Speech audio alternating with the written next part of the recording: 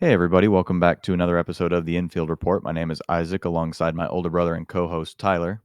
How's it going? We are here right after the Indianapolis races. I would say just Indy, but they did have the truck race down the road at IRP. But before we jump into any of the analysis highlights, all the storylines and everything from the week, definitely feel free to follow us on all the platforms that are listed right over here: Instagram, Twitter, TikTok. We've got some interesting things coming out over the next little bit. Some things might be TikTok exclusive, some things might be Instagram exclusive. So definitely stay tuned to keep up to date with what we're doing. Also, go check out the website for any photography stuff that I've got coming out as well. This week, I know I've been slacking on it a little bit, but this upcoming week, I'll have the photo albums from Atlanta and North Wilkesboro coming out, as well as a couple of articles as well. So definitely stay tuned to the website. And let's just jump right on into all this news. We got a ton of it to talk about this week. There was a bombshell that was dropped pretty early in the week.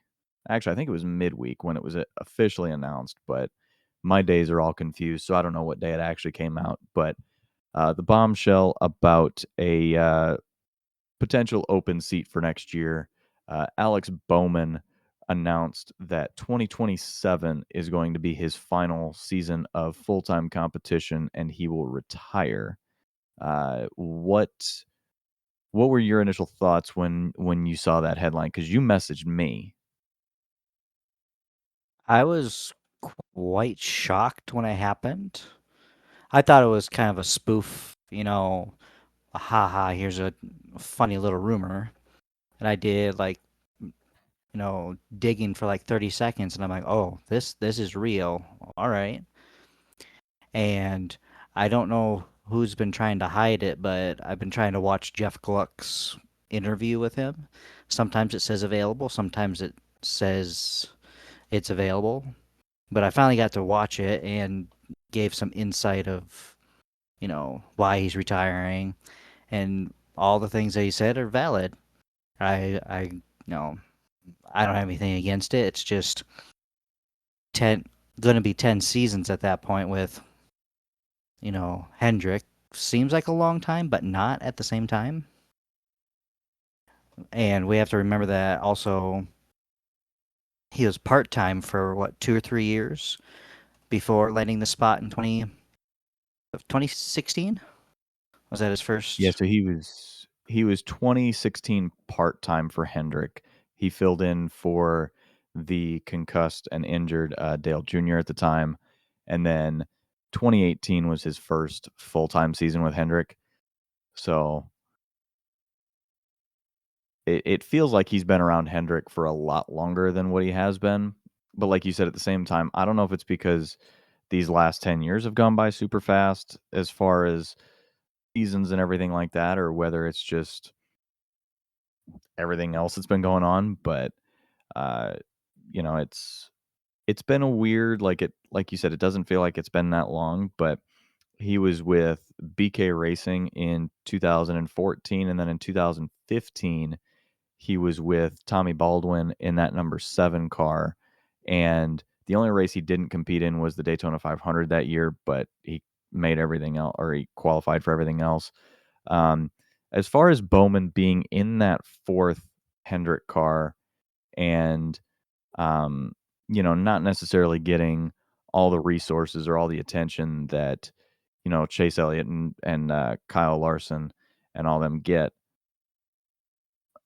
as far as his career at Hendrick goes, I mean, where would you put it as far as, overall career arc for him? I would say it's been pretty successful. Yeah, sure, he doesn't have a championship to his name, but neither does Byron. And I think Byron started couple years before him, or a year before him, I think.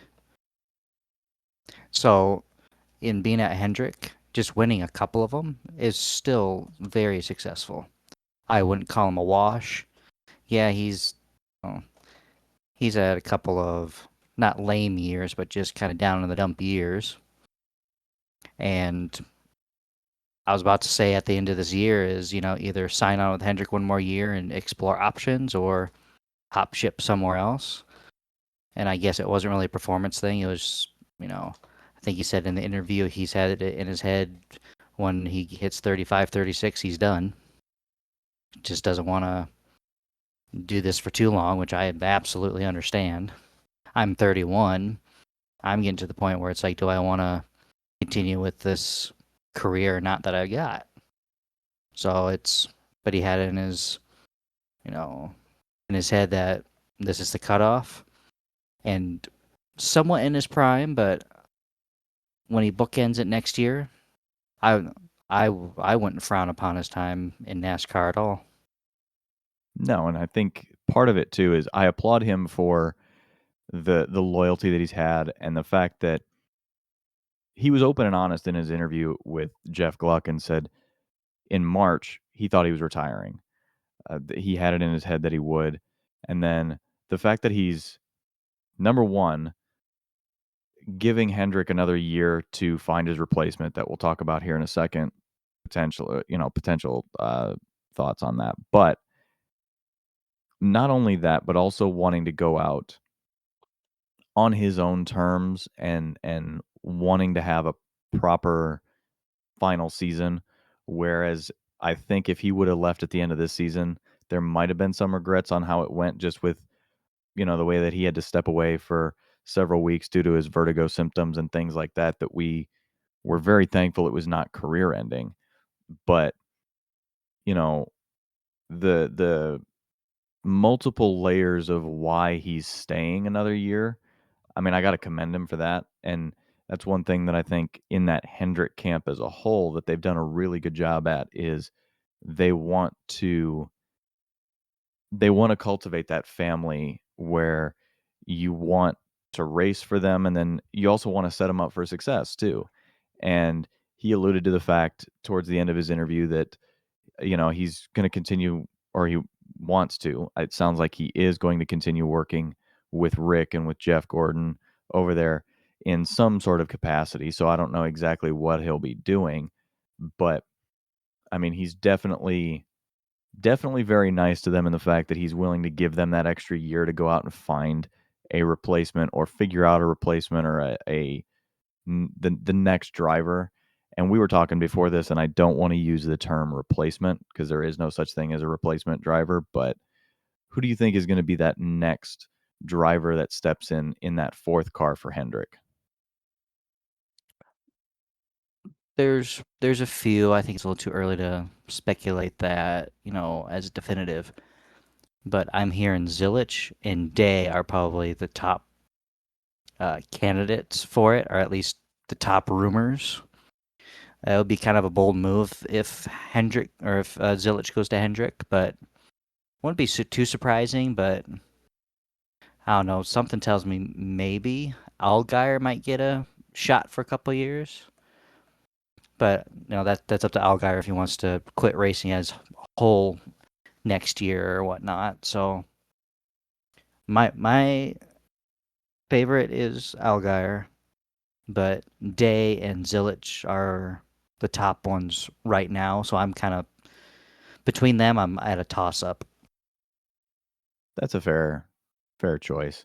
I did see Jordan Bianchi put out a short little article that somebody had spoken on the condition of anonymity because they're not allowed to publicly talk about what's been going on. But supposedly, according to this source, that the Hendrick camp, the Trackhouse camp, and a representative for Zilich in some capacity have talked.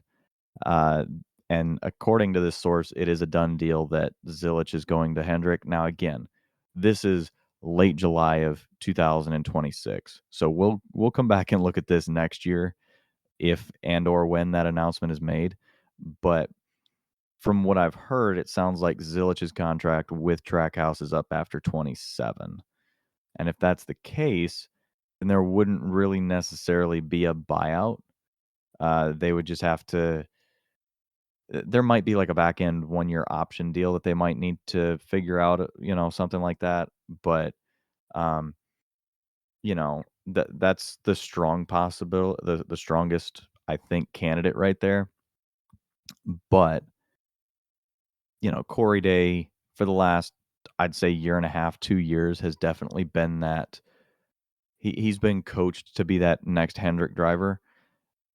Not saying that any of the other 3 are gonna get are going to be out of a ride. I don't know if I mean, we know Larson is signed through, I think, 2031 or something like that, so he's probably not, leaving anytime soon.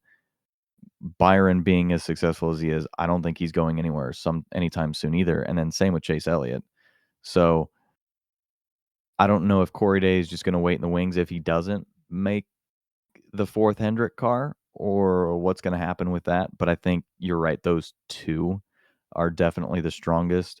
If I had to pick one, though, as much as I don't wanna say it because I wanna see Zilich do well outside of good equipment, like, I wanna see what he can do with Trackhouse equipment, I think, unfortunately, Zilich is gonna be the one to end up in that car, and if he does that, then I've heard, like, Jimmy Johnson comparison or, possible, like, Jeff Gordon comparison as far as all that talent in that car. It would be very interesting to see, but again, we'll definitely look back on this next year and go, man, we were dead wrong. It was somebody that's way out of left field that we didn't see. So who really knows?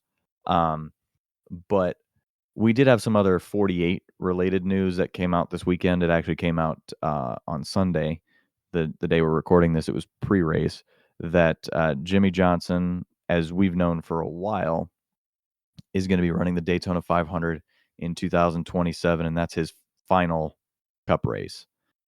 And the news came out today that through the blessing of Rick Hendrick and Ally, that Jimmy Johnson is going to be racing that 48 one final time at the 500. Do you fully agree with that? With giving that up for a race, even though that's Bowman's number next year? I'm 50-50 on it. Um, that's great, but at the same time, he can run another number. That's all right. Unless he's going to get Lowe's back, which I probably highly doubt. But, I mean, I think it was discussed months in advance before Alex Bowman, you know, announced his retirement. So it was probably already a done deal, probably written in somewhat stone when they signed the little deal or contract or handshake or whatnot. So I wouldn't be too up in knots about it, but I'm I'm okay with it. Yeah, especially, I mean, since it's Jimmy, uh, he is one of the greatest, probably the greatest since I've been alive anyway, but arguably one of the greatest drivers in NASCAR history. Like, I'll let it go. I'm not gonna put up too much of a fight about it, but it's like it's kind of a disservice to Bowman because that currently is his number, and for him to not have a full season of that number one final time consistency wise, to me, I don't know. That's just something that kind of irks me a little bit, but because it's Jimmy, I'll let it go. Um, now, the obviously the announcement for Bowman's number is going to come at a later date. We don't have any sort of uh, inkling on what that could be yet, but as soon as that announcement gets made, definitely stay tuned to our socials. We'll have it posted, hopefully, as soon as they make that announcement. But uh, I think the biggest number that I've seen, or the one that got a lot of attention, was bring back the 25. If Bowman runs it, I mean, I think that would be kind of fun just to bring back a number that they haven't run in a long time. So I don't know. It'll be it'll be interesting. What do you think? What number do you think they should bring back? 25 sounds reasonable. I think can't use 88 because that's Zilich's number at the moment. So I don't know what other numbers they have. 5 is taken by Larson. 24 is taken. 48 obviously is taken every which way but Sunday. Yeah. Um, so 25 sounds like the most reasonable bet. So we'll see. Who knows? It might be way out of left field for I don't know 29 or something like that. We'll see. It's gonna be whatever number. So A number's a number at the end of the day, but it's gonna be fun to watch Jimmy run one more time at Daytona. But hopping back over to the silly season stuff, we did mention it a couple weeks ago, but since we're kind of in the silly season stuff right now, we'll announce it again. Jesse Love is going to be in the Wood Brothers number 21 next season. That pushes Josh Berry out of that seat. So good to see Jesse Love getting some good equipment. I mean, I know that Wood Brothers have been hit or miss the last.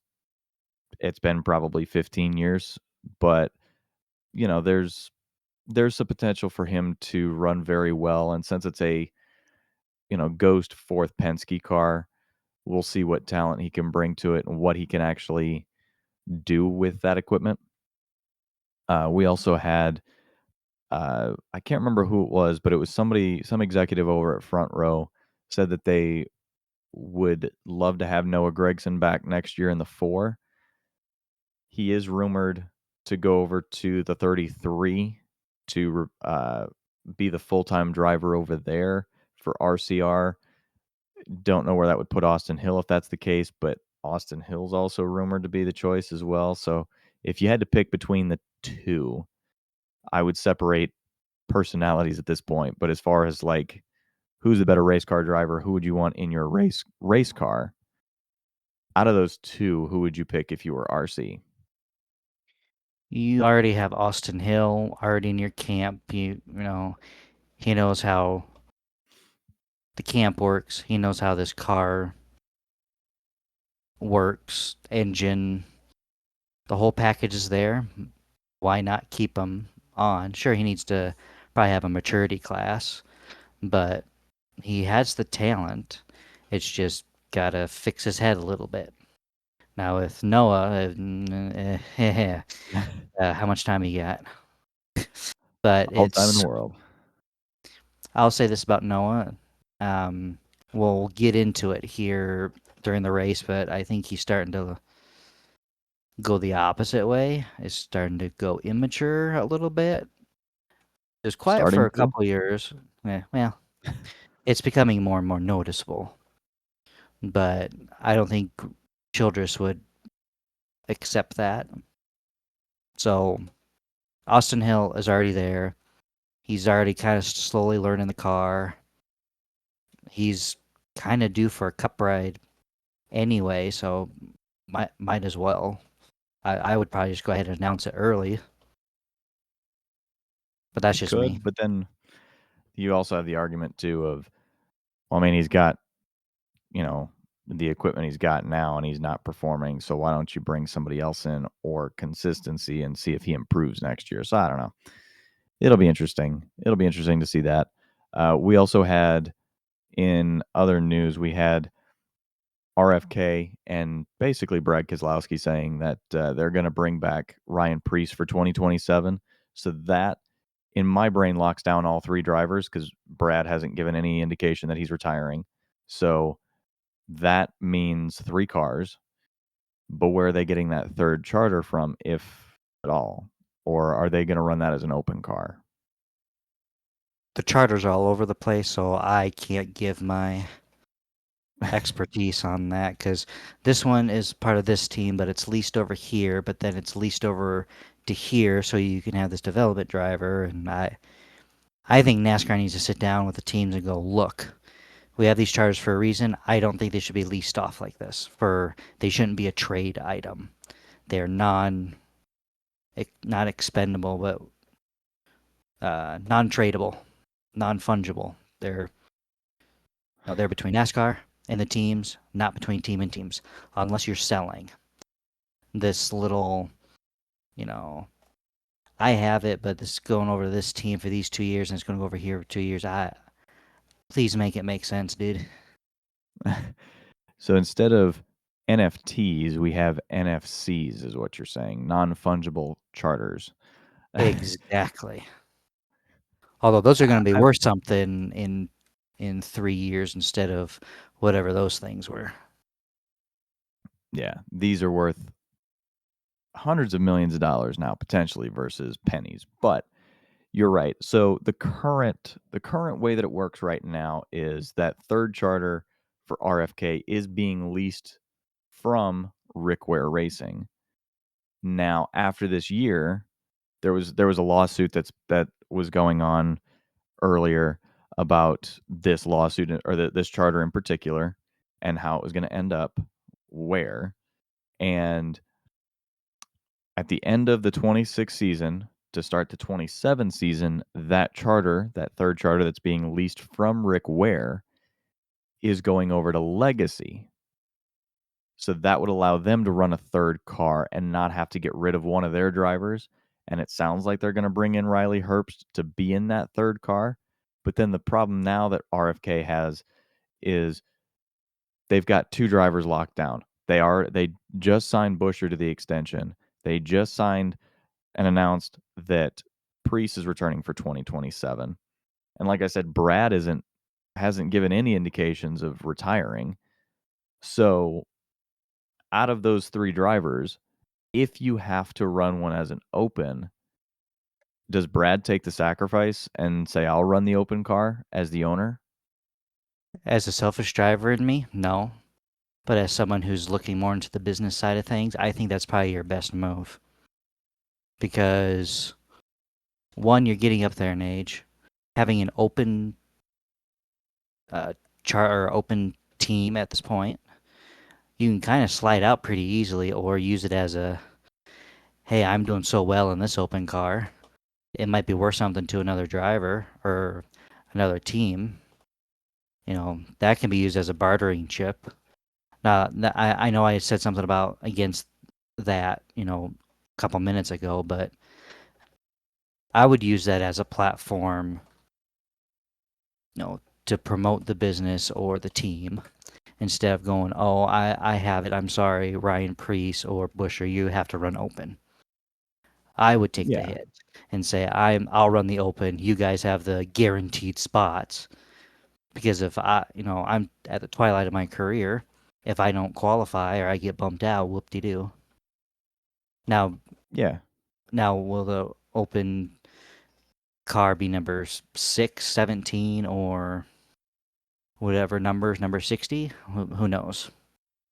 It could be 99. They've got that because they were running that 99 car with LaJoy at the 500. They were attempting to anyway.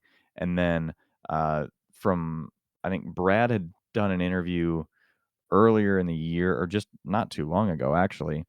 And he said they wanted to run that fourth open car a whole lot more, but I don't know if financially it made sense. So they didn't. So then you half wonder too, like if it's an open car, okay, well, could, you know, Brad say, "Oh, something about my leg isn't feeling right this week. Hey, Corey LaJoy, can you step in?" Or, "Hey, so and so, would you mind?" I mean, it's not the ideal situation. I know Brad would want to go out on top. He'd want to go out a champion or at least contending for a championship. So, I mean, it's kind of tough. It'll be very interesting to see how that whole charter deal with RFK plays out.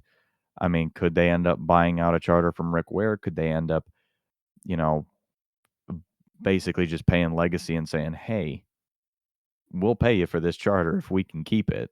Like, who knows? But who really knows at that point? That's one thing we'll definitely be keeping a close tab on just to see where all of this ends up. Like I said, there's a ton of silly season news that's going to be coming out within the next couple of weeks and months. So definitely, like I said, stay tuned to all of our socials, particularly X and Twitter, because that's the quickest way to update things. But things will definitely be posted on other platforms as well, as far as breaking news and everything like that. But it's like I said, news the news cycle happens so fast in NASCAR that it's just you're constantly trying to keep up with it, but it's fun.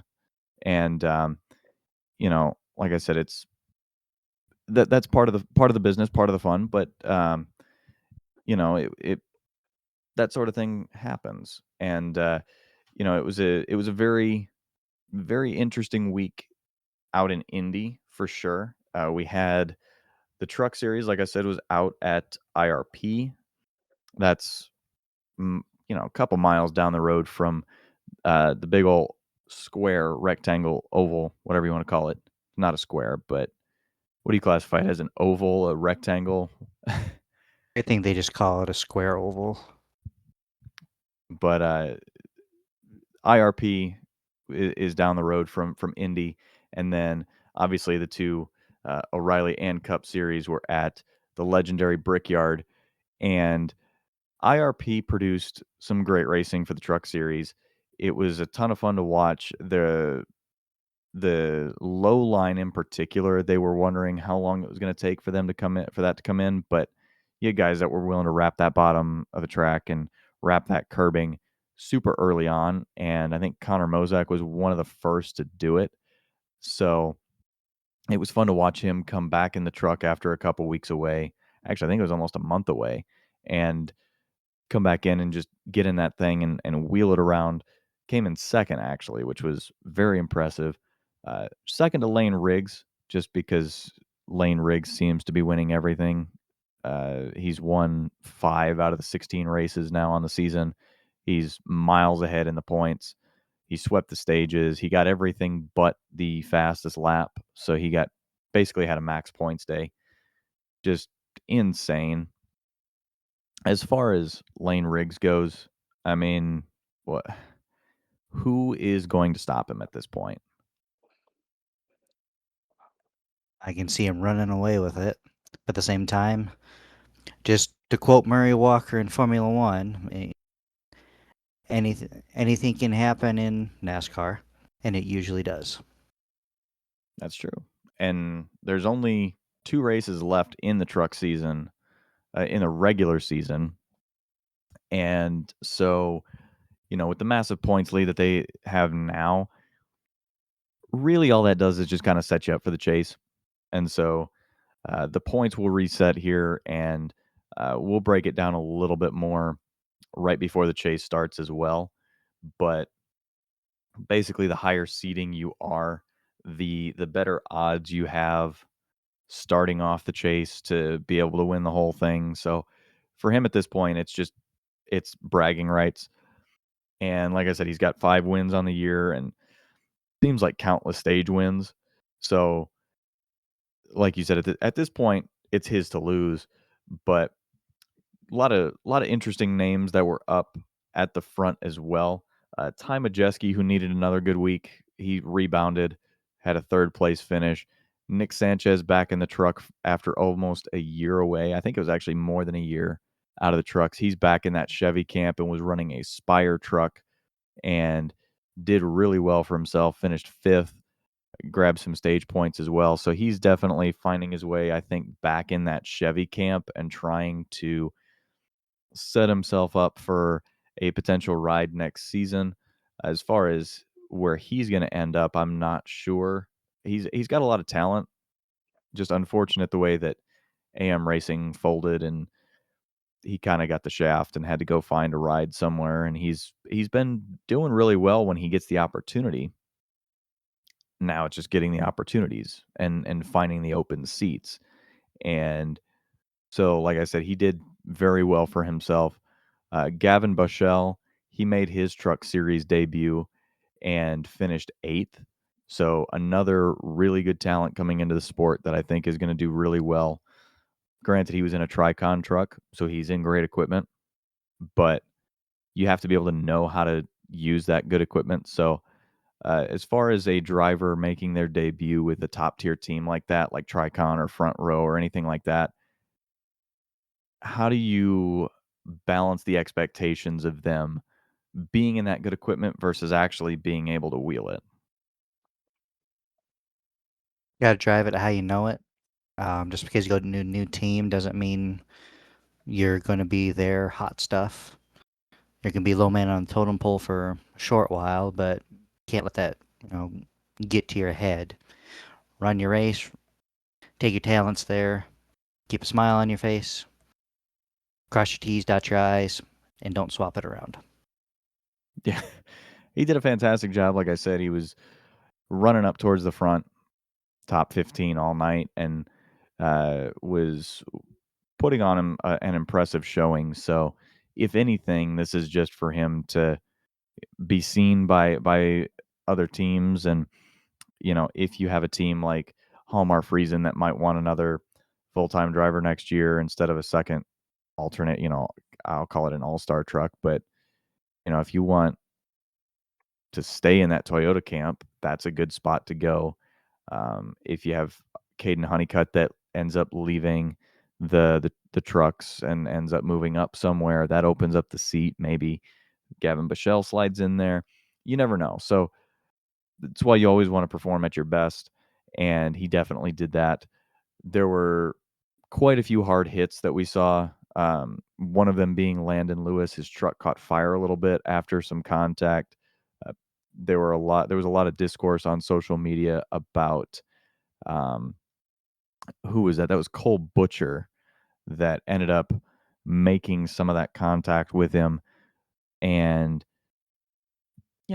sometimes racing incidents happen, but it's a short track. Would you say it's a little bit longer than North Wilkesboro? by maybe 100 feet or so. So I mean, it's a short track. You're gonna have these battles, and you're gonna have guys going door to door, and people aren't gonna be happy with some of the moves you make, and so you might end up getting some payback on them, and that happens. But at the same time, you got to be mature and know how to go about it. And sometimes you get a little out of control, and you end up wrecking some guys and taking them out of the race. But it was good to see Landon Lewis get out of that truck okay, especially after it had caught fire a little bit. I was a little worried when I saw that clip, but he was he was running really well too, and I thought maybe he had a shot, but you know things unfortunately go out of your favor sometimes, and that was the case with him. We saw some interesting interesting strategies from some drivers. Christian Eckes had some issues. I think it was electrical, and then it was mechanical, and then it was electrical again. And they ended up having to change the battery on it. And they were so far down, so many laps down at one point that in stage 3 they decided to put basically the qualifying setup on to run it and just try to salvage points. And they were trying to get the bonus point for the fastest lap, but NASCAR came over the radio and told them that because they took the truck behind the wall or because they were on the DVP clock or both, they were ineligible for that fastest lap point. Do you think that's a valid thing, or do you think they might need to take a look at that and change that? I think that's fair because, no, let's say you know, there's not a lot of what is it, inspections and stuff that happen, during a race and while you're fixing stuff. They just look at it and go, "That's attached. That's attached. That's roughly in the same shape. It should be that. That's minimum requirement. Get out there." And what can happen is they can maybe doctor it a little bit to where, hey, at the end, smack it into the wall to make it look like it's damaged, even though it's doctored up or it's festered up. So that I don't think they should change it. I don't think they're going to touch that anytime soon. As much as we want, them to get the fastest lap, there's no determining of, oh, it's 50% fixed, so you can have this, but this is 51%. That's going to be too ticky tack for it. So this rule, I think, is going to stand. I don't know why people are bringing it up every now and then. It's there for a reason. Let it be. Yeah, I won't even lie too. I was confused on the rule at first, but it makes sense now. Like the way that it was, from my initial understanding, I thought if you were at on the DVP clock at all and you had set the fastest lap prior to you doing being on the clock or in the garage, that it didn't count. But it's if the lap was set after, um, and like you said, you could just basically be a Chad Canals and say, "Hey, crack the back of the wall or crack the back of the car, truck, whatever it happens to be," and nobody has to be none the wiser. But I think it's a valid rule. It needs to stay in place, which I think it will. So good officiating, I think, on that in that regard. So unfortunately, they tried to salvage some points and couldn't, but they ended up running at the end of the race. They were just 36 laps down, so not the best of finishes for them, but things happen, and you just have to rebound from it. Points wise for the truck series, though, it is going to get a little interesting. We've got, like I said, Lane Riggs is way, way, way up there. He's 350 points up on the cut line right now. Caden Honeycutt, Chandler Smith, Christian Eckes. You guys can see it behind me, but it's getting a little closer at the cut line. As far as the truck series goes, though, the top 5 are locked in based on points. Lane Riggs, Honeycutt, Chandler Smith, Christian Eckes, and Gio Ruggiero. I never know how to say his name right, so I'll just call him Gio. Um, they are all locked in. For the final 5 spots, you have Majeski, Rhodes, Enfinger, Hemrick, and Friesen currently in the top 10. But then within a reasonable striking distance with 2 races to go, you've got Ankrum and Jake Garcia trying to unseat Stuart Friesen and Hemrick. I mean, if you really want to push it, Andres Perez and Butterbean are 42 and 43 points out. That's going to take a miracle. It's also going to take some unfortunate luck for guys like Hemrick and Friesen and Ankrum and Jake Garcia. All of them above them need to fall quite a bit, or you could end up getting a race win. And I know we talked about it last week, but now that we've only got 2 races left, do you see anybody below that cut line currently sneaking their way in, or is that top 10 pretty much set right now? After this week, I think the chase is set unless some fluke incident happens. I think what you're seeing right now is the chase. 2 races is just you have to have almost statistically perfect races go your way. Like everyone has to be put on easy mode, rookie mode, while you have all the hot trick stuff. So it is what it is as we see it up on the screen. So I wouldn't worry about it too much, but I wouldn't count anybody out 100%. But statistically, it's what you see is what you get. I mean, Ankrum's only out 8 points. Do you think he's able to sneak his way in, or you think Friesen and Hemrick are going to hold on? I think they're both going to hold on with their results right now. 8 points doesn't seem like a lot, but if they keep finishing where they're at, yeah, it's going to be tight. It's got to be last race catastrophic event for the both of them to even get one of them kicked out on a technicality. So Yeah, and with, like I said, 2 races left. We've got Richmond in a couple weeks and then New Hampshire in just over a month. So, with the way that these guys typically run, I mean, Ankrum might sneak his way in, but as much as I don't want to say it, I think he's going to sneak in over Friesen right now, just based on pure thoughts. I mean, pure vibes. Just I don't know. Something about me thinks he's going to do really well at Richmond, but Stuart Friesen's been having a better year than I thought he was going to. So I don't know. It's going to get really tough. But yeah, the truck series, I agree. I would say the top 8, top 9 are probably set, and then that last position is probably going to go to Ankrum, and I think Friesen might slip out. But like I said, that's why we tune in every week to watch. And like I said, they'll be at Richmond here in a couple weeks, and then New Hampshire a couple weeks after that. So they've got some time to kind of recuperate and line things up and get things super focused for these last 2 races. So it'll be fun to watch when they hit Richmond in a couple weeks. But the O'Reilly series had a, I don't know if I want to call them unlikely first time winner, but in my brain, an unlikely first time winner.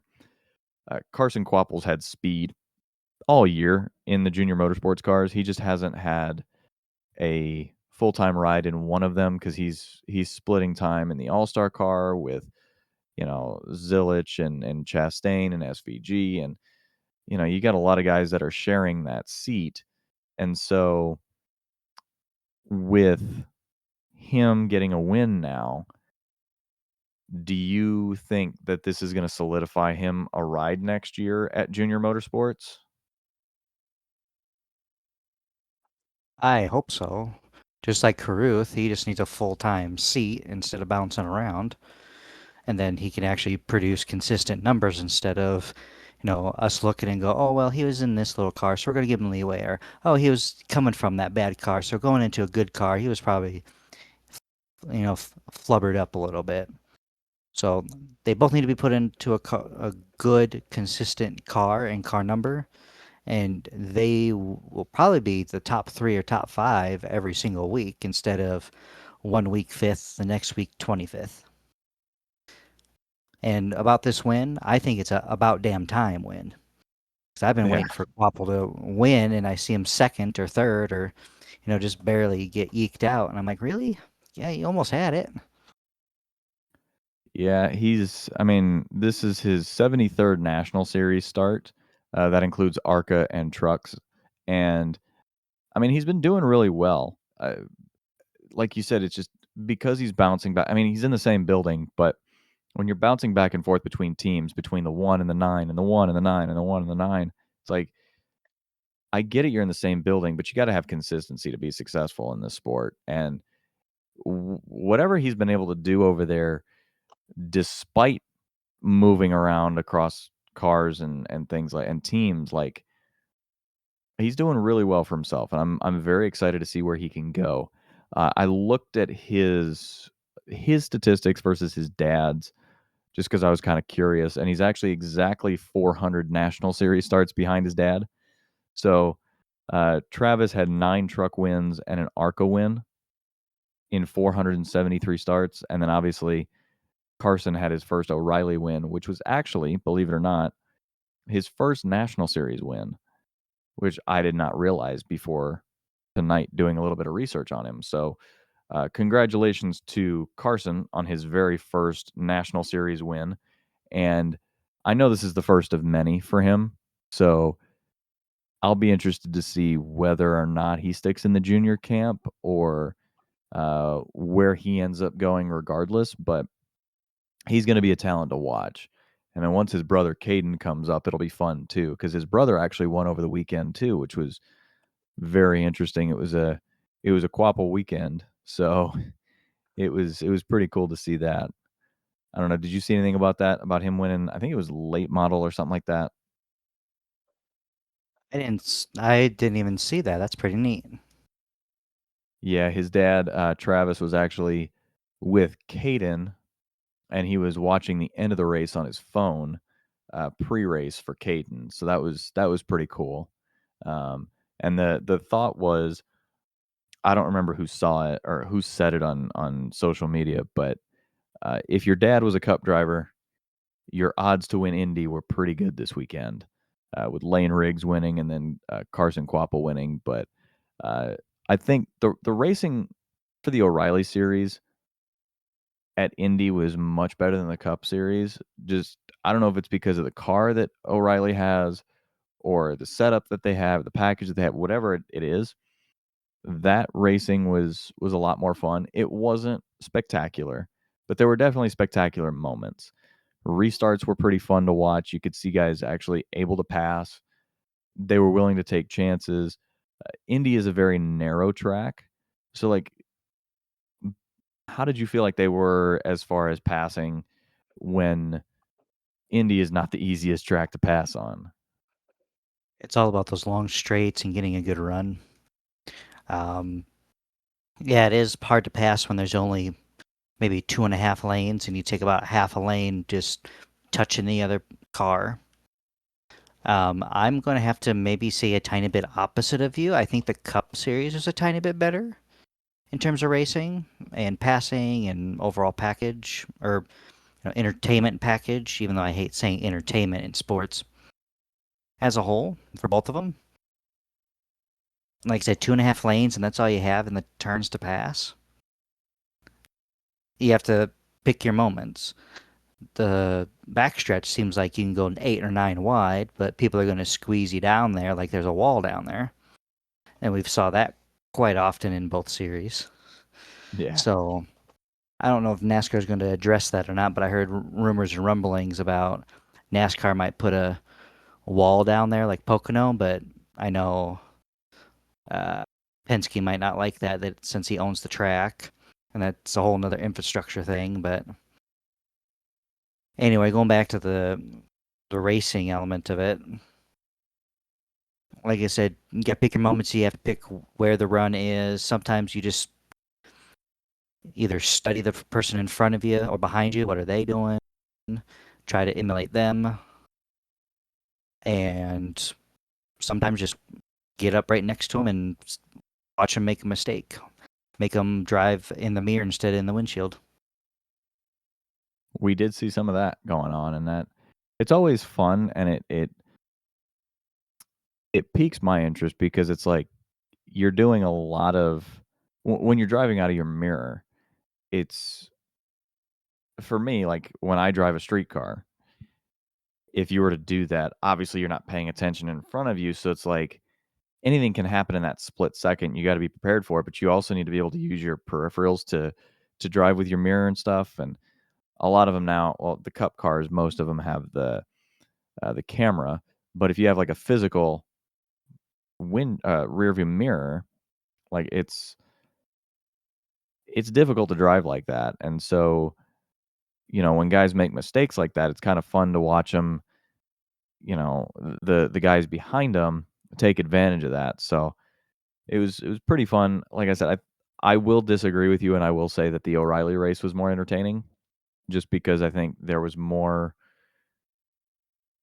fun being had. I think it was more just overall fun as a viewer to watch too, but I mean, we did have some pretty cool moments. Jeremy Clements, who just a couple weeks ago broke the all-time O'Reilly Series starts record.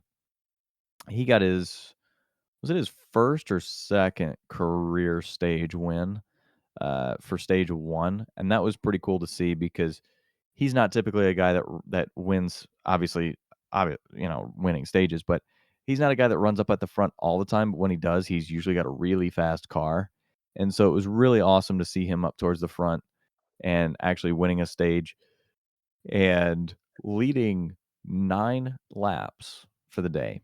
So got to give him massive credit because again, like I said, he's been running for forever and being able to do what he was doing in start number 590 something now I think is what it is. I mean, he's racking them up, but he's not just running the car around the track, he's actually able to drive it and he's able to be competitive. So I got to give him massive credit for that.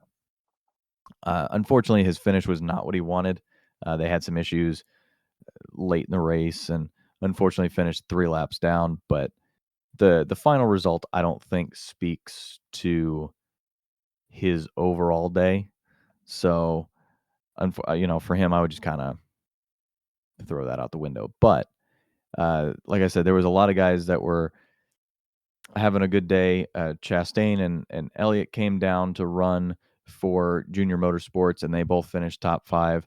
Matter of fact, Junior Motorsports finished 1 through 4, and then Sammy Smith was 19th. So Sammy Smith kind of ruined that for Junior Motorsports, but a 1 through 4 finish was really, really awesome for Junior Motorsports and getting the win. So good for them. Now we just need to see somebody else, another team but Junior win in the O'Reilly series. But, uh, you know, there, like I said, was there any result that kind of surprised you from the O'Reilly series?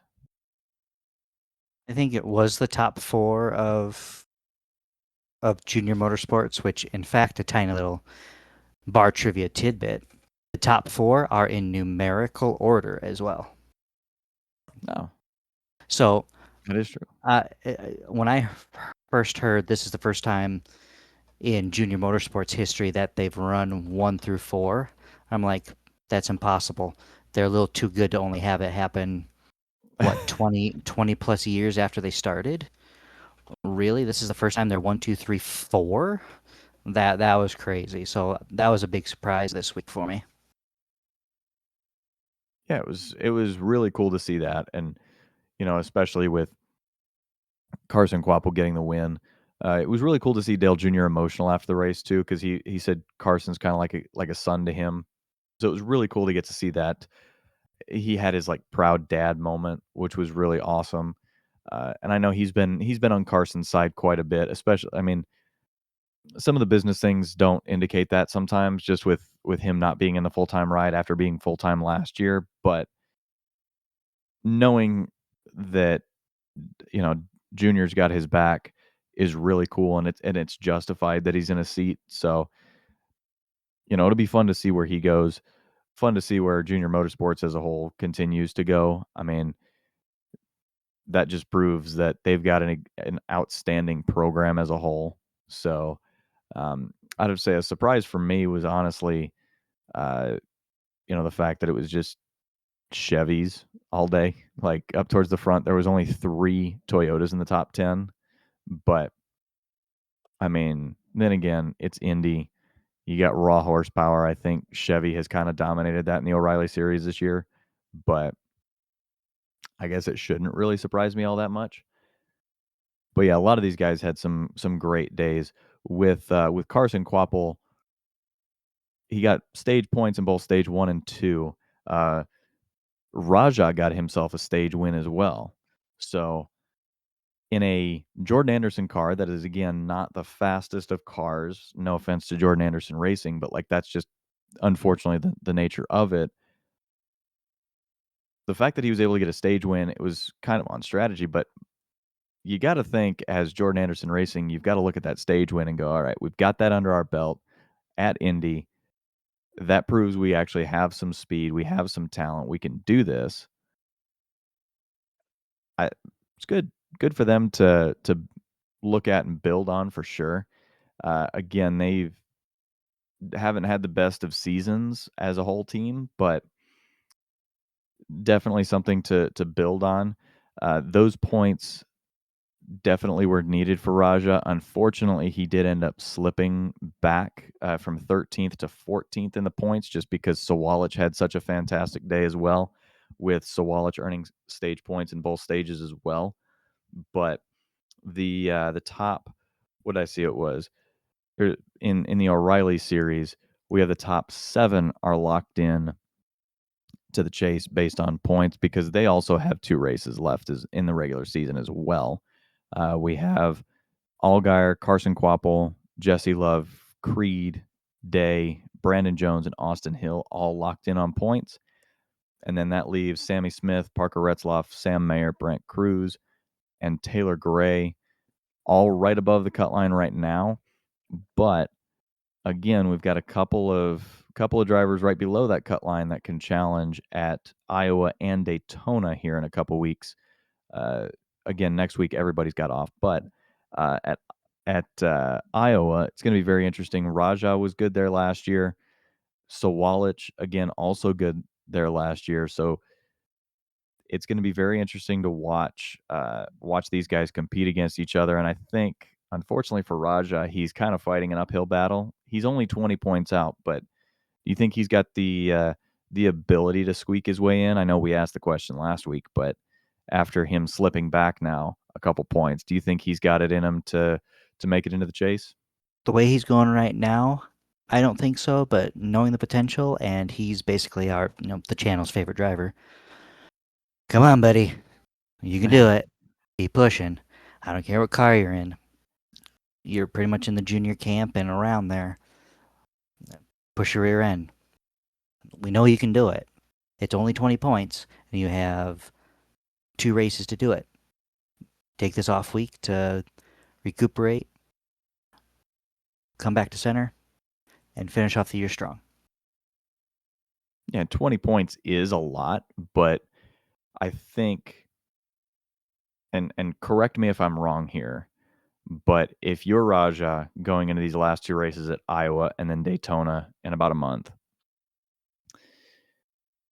is this one of those situations where you want to focus on getting stage points, or are you more focused on the the final race results? I think you need to have an entire package. You have to have the good stage finishes or even wins. Even one or two is going to bump you. And you have to also have finished the entire race as a whole. I'm not saying, have a hat trick for both of them. That's in in this series, that's almost impossible. It's a crapshoot every week. But Iowa, you'd think that would be one of his really good tracks, and I do believe he'll do well. And Daytona, even though that's a whole nother crapshoot in of itself, he's pretty decent at super speedways as well. He just needs to have the entire, like I said, entire package as a whole go for him. Even if he has kind of a bad middle of the race, get good stage points, one, two, and then finish decent. Those points are going to add up. Even if you're one place or two behind someone in front of you, you have to have a better overall day. It's a tall task, but take it one stage at a time, and he'll come out smelling like a rose. Yeah, it's going to be very, very interesting to see because, like I said, he's only 20 points out. So Walich is -7. Taylor Gray is 7 above the cut line. And Brent Cruz is 13 above. Sam Mayer is 29 above. So Iowa, like I said, is going to be very, very difficult. Sam Mayer has been pretty good there. Like I said, Sawalich, he's been good there too. So unfortunately, like I said, I think he's fighting an uphill battle. But if he can just stay focused, keep the car clean, and come home with it all in one piece with great results. I know it's easier said than done, but he can do it. It's going to take probably everything he's got right now, but he's got it in him for sure. So definitely stay tuned, like I said, for the O'Reilly race in at Iowa in 2 weeks, and then Daytona in about a month, and we'll have a better idea of who's going to end up with those final spots in the chase. But we need to go back to or come back to present day here and talk about the Cup race that just happened at Indy. And I don't know where to even begin with this one, just because our winner Corey Heim, I didn't have him on my bingo card for winning the race. I had him in my fantasy lineup, but I didn't have him as a race winner. So, I mean, where did you well, first of all, who was your pick, or who were your favorites to win Indy today? Or this week, I should say. Larson, Hamlin, Gibbs, and Byron were my not my fantasy picks, but they were like, okay, they're pretty strong. I can see Byron squeaking one out, and we can talk about Hendrick Camp here in a minute today, but about their performance. But Or lack thereof. yeah, but I guess I have to say it. What time is it? It is Heim time, baby. It is Heim And time. I'm I do have to present this question. Yes, it was amazing to see him win his first at a road course. Those can sometimes be just as big a crapshoots as speedways, but do you think he's going to win a third? Because he's won on a somewhat super speedway, which is not, Talladega, Atlanta, or Daytona. And he's also won on a road course. Do you think Iowa, or, I don't know if he's starting in Iowa, but any of the ones he's starting, do you think he's going to pull it out? Because he's 2 for 3 right now in his starts this year. yeah, it's going to be very interesting to see if he can win another one because right now, as far as what I'm seeing, he was scheduled to run 12 races this year. He's run 8 of them already. So his next one is not scheduled now until Daytona, which is the season finale, regular season finale. and then he'll be running at Darlington, at Charlotte, which was supposed to be the Roval, but now it's the Oval, and Homestead.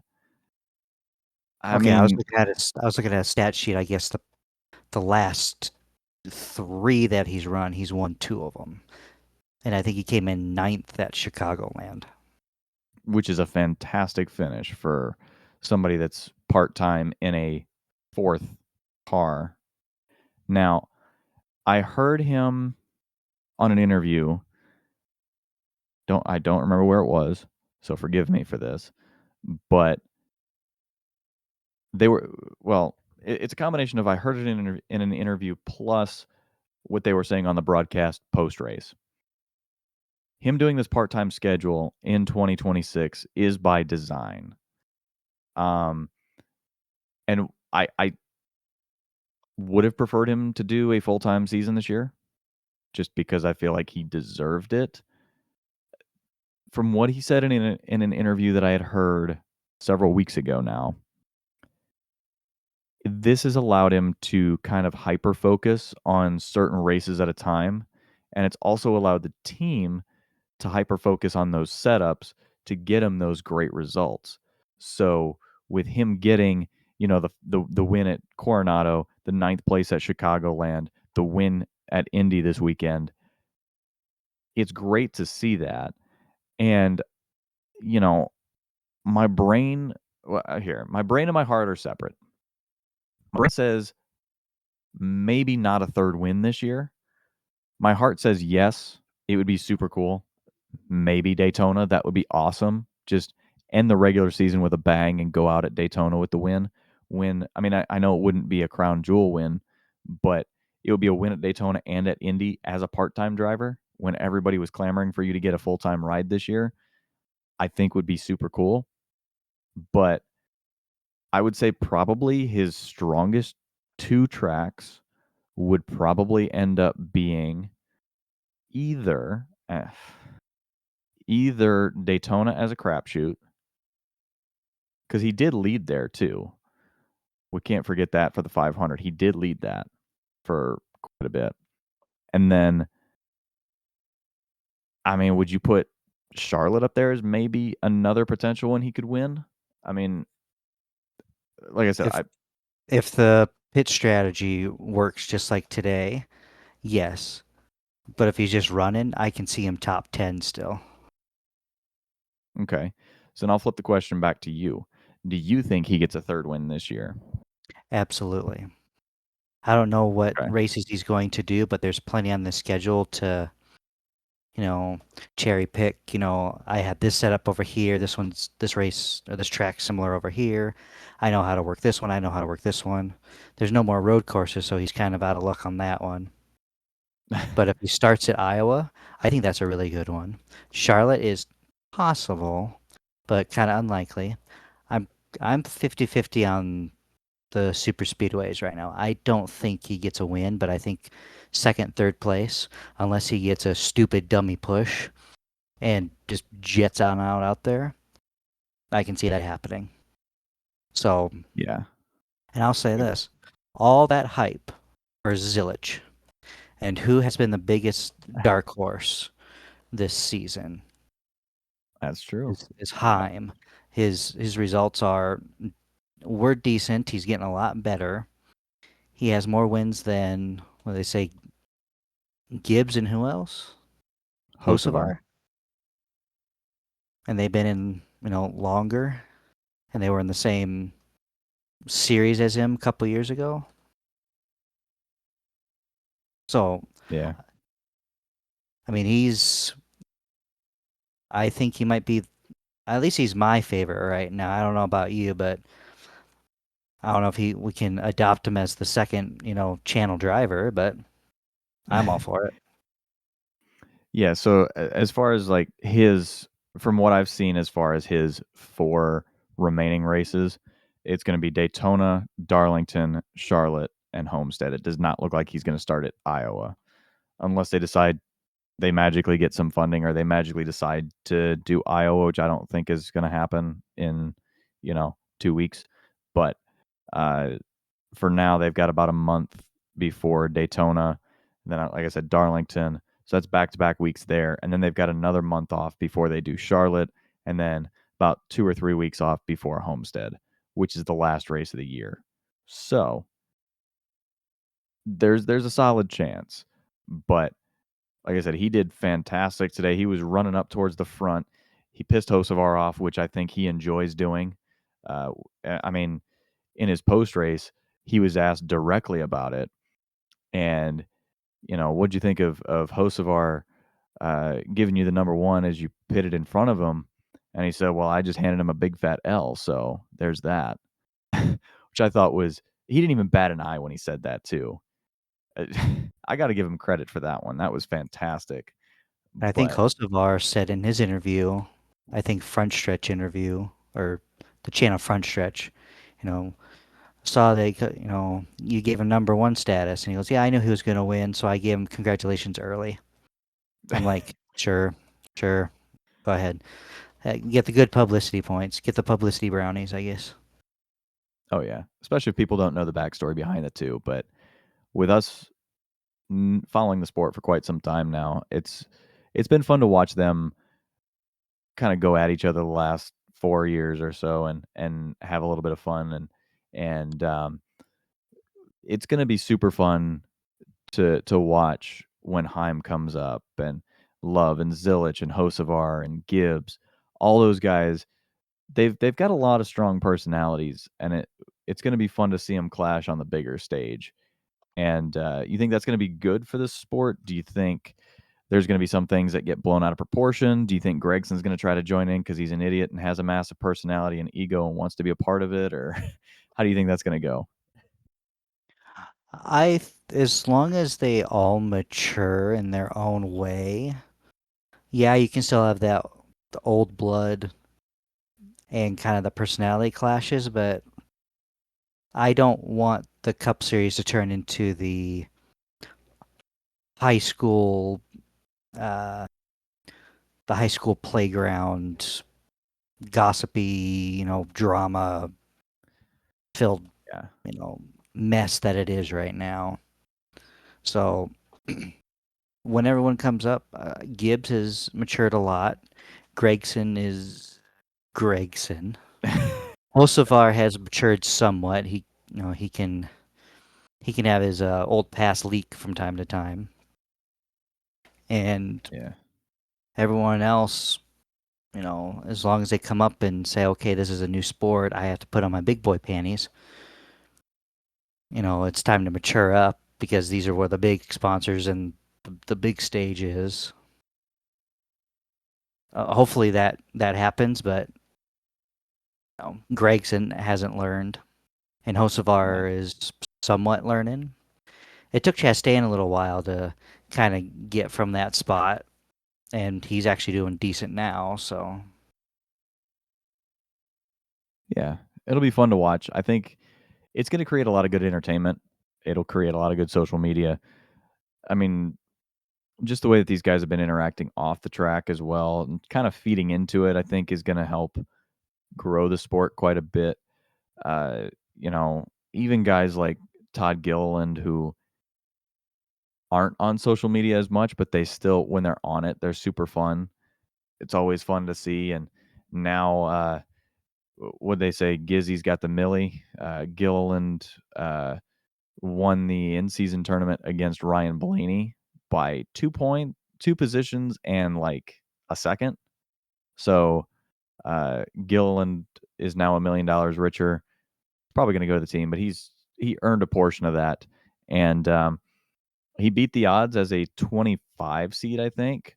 So I don't know on that in-season tournament. You think that? I mean, they didn't really cover it a whole lot. It seemed like during the broadcast, but it was mentioned there towards the end because they were super close, and it looked like Blaney was going to catch him after an early incident between Blaney and John Hunter Nemechek. But uh, as far as that whole in-season tournament thing goes, do you think it was a success, or you think they might end up just kind of canning it or tweaking it a little bit more?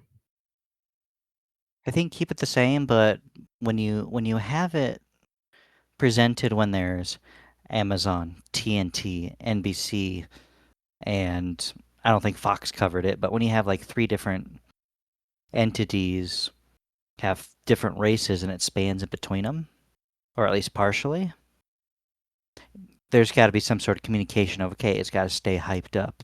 This is also somewhat of a filler for the summer lull. Put a lot of money and effort into this. You kind of need to talk about it. I didn't. I forgot about it until today. It was so little talked about this year. It's almost like they want to can it. But I kind of enjoy it, even though my bracket was busted week one, 2 weeks in a row. I think everyone's brackets were busted 2 years in a row. So if it Yeah, happens like again the it's third time, perfect. okay, maybe, yeah.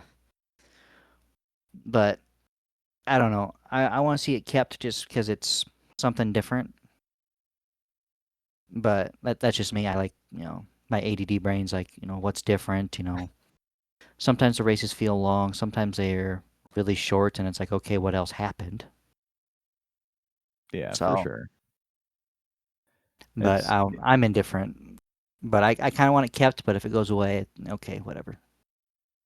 yeah. I mean, it'll be interesting. Like I said, it was kind of undersold when they presented the trophy to Todd Gilliland, and I wish it was presented with more of a spotlight on it, more of a emphasis of like this guy won the in season tournament or the in season challenge that we were doing all year, or for the 10 races or whatever it was, the seeding plus the 5 races. So like it could have been presented in a better spotlight, but I think if they lean into it, it can be a ton of fun. The NBA has sort of been successful with it. I think they've they've tweaked some things here and there, so it has become a little bit more entertaining. And so I think if NASCAR kind of does the same thing, and like you said, put a bigger emphasis on it, on marketing or pushing it, whatever, advertising, whatever it may be, it can definitely be a success. But I mean, I don't mind it sticking around. I think, like you said, it creates some good eyeballs on the sport mid-season, but if it doesn't really change anything, like, I wouldn't be too brokenhearted if it went away either. It just kinda creates some fun, I think, some fun banter between drivers too that typically wouldn't have any. I know some of it can be manufactured and stuff, but, like, it's fun. It creates for good entertainment. So, with the Todd father winning it and getting to celebrate with his Grillo's pickles and things like that, Grillo's pickles are gonna lean into that, and it's a good sponsorship thing too. I mean, the sponsors are happy about it, and so I don't think that's gonna go away as far as that, but it was a ton of fun to see that, and, um, we had a lot of fun throughout the race. There was some drivers that ended up turning their luck around this week too. One of them being good old Josh Berry, who no longer he doesn't have a ride announced yet for next year, but after the year he's had, it was good to see him have a top 10, finishing 7th and actually getting credit for a lap led. Uh, what I mean, as far as Josh Berry goes and his season, we talked about it last week. Uh, for a driver not having a ride next year, how does a top 10 help kind of propel you forward to finish out the year? It's a great result, but you have to have a little bit more to pad your resume. I mean, True. this is a great, hey, I have something to prove kind of result. Like, not stick it to them because I know Wood Brothers has been good to them. It's just unfortunate kind of timing and such. But it was a great result. And spoiler alert, I putting him on the fridge this week. He's earned it. He's earned this, say, hey, look what I can still do, even with crappy circumstances. Yeah, and he alluded to that last week too in his interview in the media center in the infield care center. Was he goes, I know we've got fast cars, just circumstances, whether it be, we can't qualify on Saturday for Sunday and things like that, puts us in a bad position to where we get stuck with all the bad luck. And with him turning it around this week, I mean, I'm very curious to see what he can end up doing because again, they've gotten faster, like he said, and this week I think was proof of that. So it was good to see him run up there towards the front. Brad Keselowski again finishing sixth this week. He's had a lot of six. I think it's sixth place finish back to back weeks. So um, he definitely likes that number six, but he's trying to get that six in victory lane. But he was doing a great job with that all day. He wasn't up towards the front for a decent portion, but when he was, I mean, he was able to put that car where he wanted, and they made the right adjustments to get that thing up towards the front. Um, you know, Hocevar was there towards the front. He actually him and Suarez started on the front row for the race, and statistics were not kind to Hocevar as far as well, Hocevar and Suarez really, but mainly Hocevar as far as starting from the pole and trying to get the win. But he ended up finishing ninth and had himself a good race. Just unfortunately, he had some things on pit road not go his way. He was not as fast on pit road either, which I think was kind of a detriment that cost him the race. But he was still running pretty well for what he had. Some of the late adjustments didn't work either, but he said he felt good when he was passing guys there towards the end because he's like, okay, I know I can make passes, but it was one of those too little, too late situations. But yeah, it was fun to watch him kind of run around that track and have the ability to make the changes that he needed.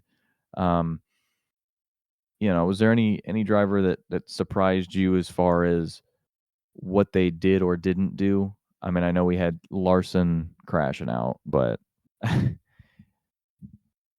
think it was, um, I think twice in the same, I think it was coincidence, but going into turn 3, tires went down in the right rear on two different cars. That was kind of a little bit of an anomaly. Like, that was interesting. And I know, what was it? Elliott hit the wall and then had his right rear tire come off. So that was a little bit separate issue, but the coincidence of turn 3, tire went down, and then, uh, who was it in the 78? it was Daniel Dye in the 78. Daniel Dye, that's right. Hit almost exactly where Kyle Larson did. And because you can see where the scrape was where Larson hit, and Daniel Dye almost hit that exact spot with the exact same issue.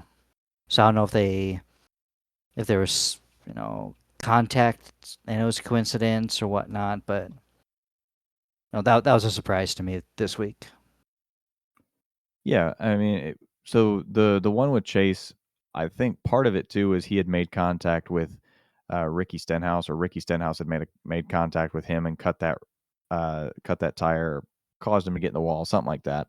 Right. Larson, I think they were talking about possible air pressure. They didn't know if they were running it too low or something like that. But they were getting to the end of stage one, and he was out front. He would have taken the lead with the green flag pit cycles, but unfortunately blew the tire. And then Daniel Dye, I don't know that they ever figured out what was going on with that either. But my presumption is probably an air pressure thing. But again, they were speculating on, like Letarte said on the broadcast, like it could be a tire pressure thing, a camber thing, a setup thing. You never know what it could actually be. But I mean, the tire issues happen on Chevys. So, if you were a Chevy, you were kind of going, okay, what's going on? What were the commonalities between all three that, maybe we have something similar? What do we need to change to avoid that? So that little game within the race was kind of an interesting one to follow throughout the day, just because you didn't know.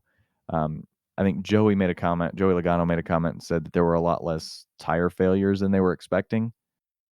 I don't know that you're ever really truly expecting tire failures, but they were able to avoid it for the most part, which is good.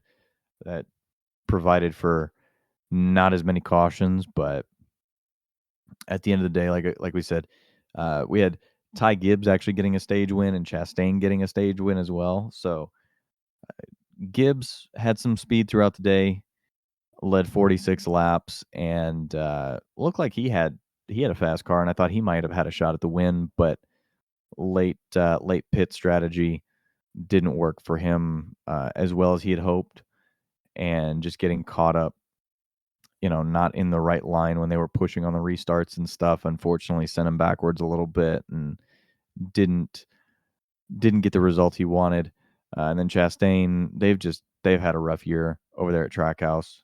23rd. I mean, he that was a stage win based purely on strategy. I don't even want to sugarcoat that. I think unfortunately for them, it's just they don't have the speed right now. Um, SVG was their best finisher though for Trackhouse in 16th again.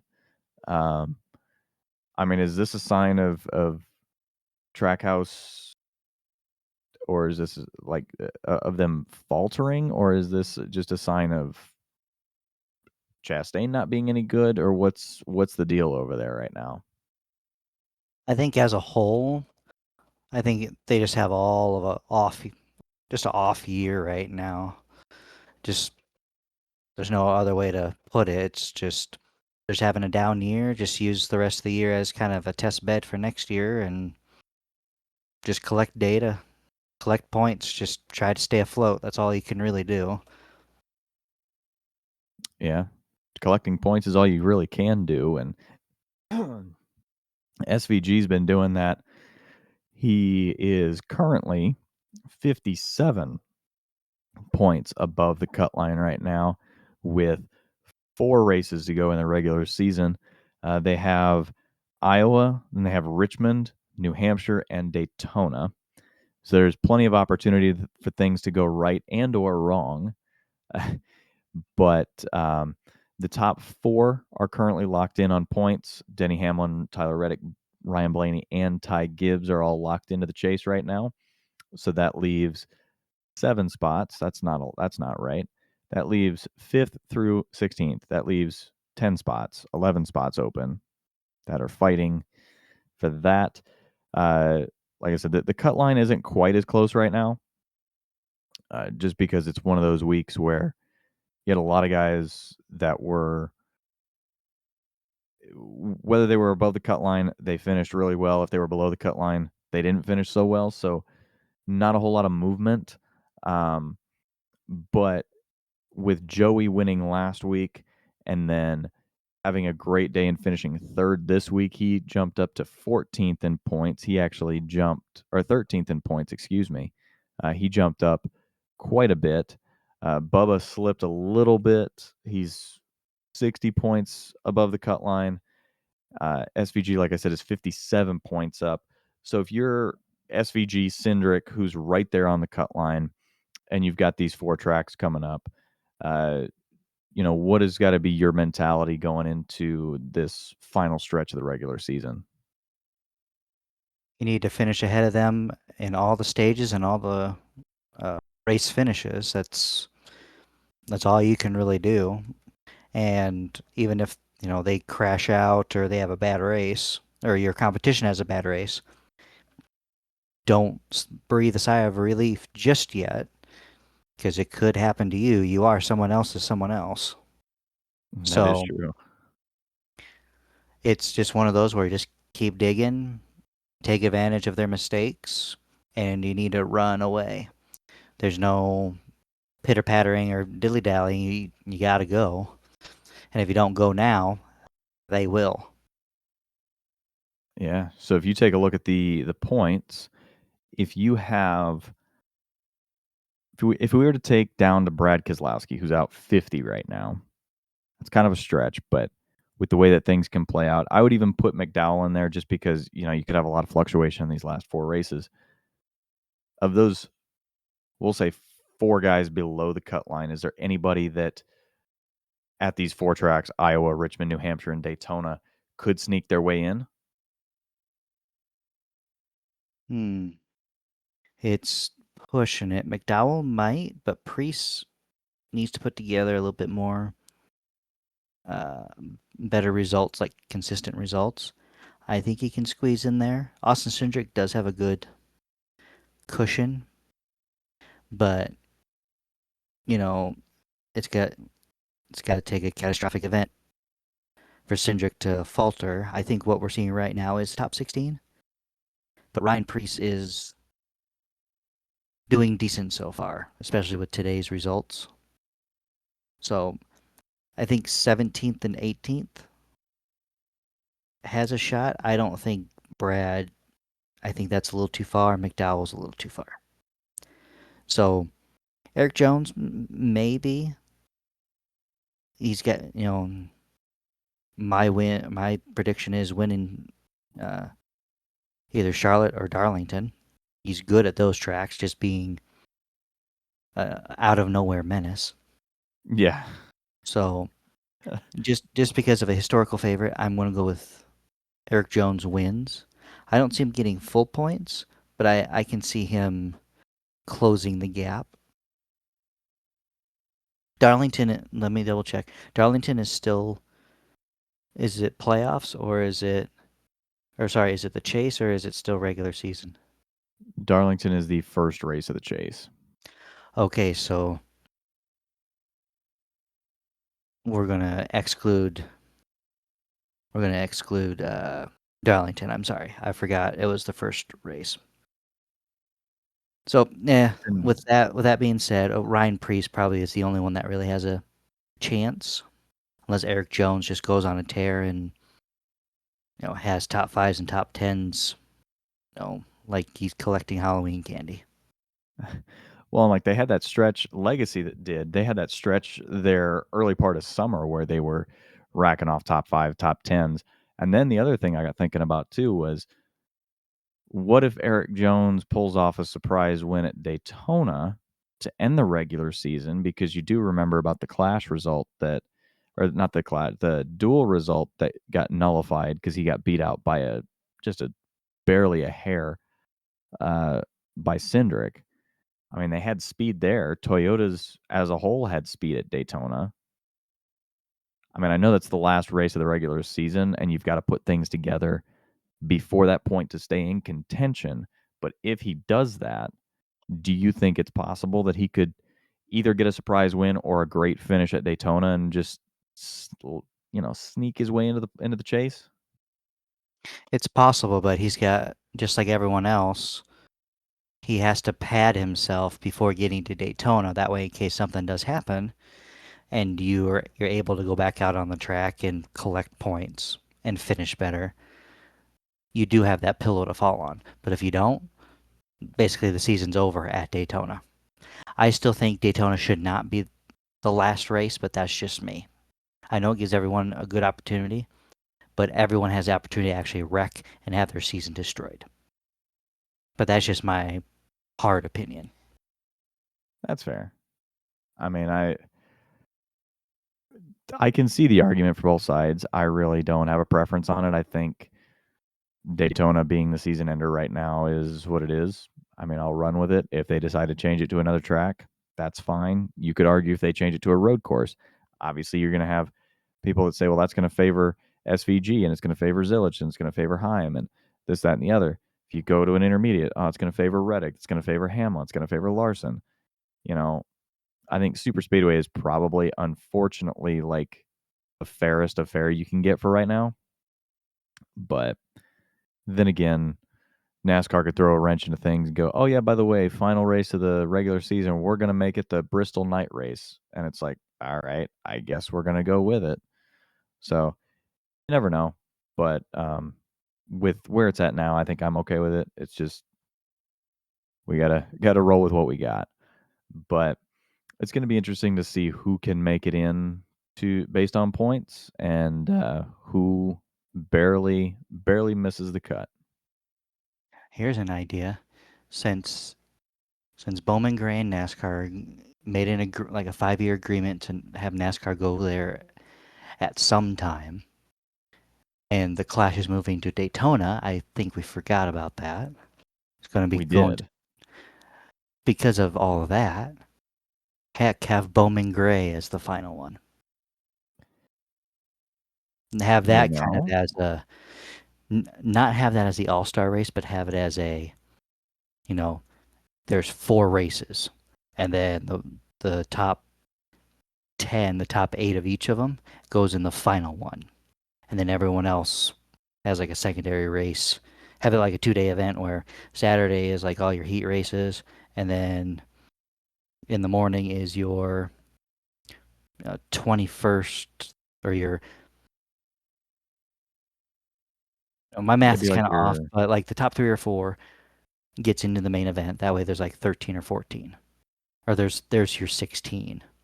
And then they race for like, you know, whoever gets in the top 10 gets extra bonus points or whatnot. And then everyone else kind of fights for the bottom. I don't know. That can be ironed out, but have it some sort of event to where, people are vying for the last spots or something. it could be fun. I mean, kinda like an elimination style type thing or, um, there's a lot of different ways that can go, but that's actually a pretty solid idea. Anybody over at NASCAR is listening, I mean, I know that's definitely I know that's really really wacky, but hell, that can be the all-star races whoever gets in. there you go. That could be a ton of fun. Not create controversy whatsoever. No, it's going to be absolutely perfect and it's going to be the best thing ever. Oh, yeah, nothing's ever gonna go wrong, weather's gonna be perfect, the format's gonna be perfect and not need any tweaking whatsoever.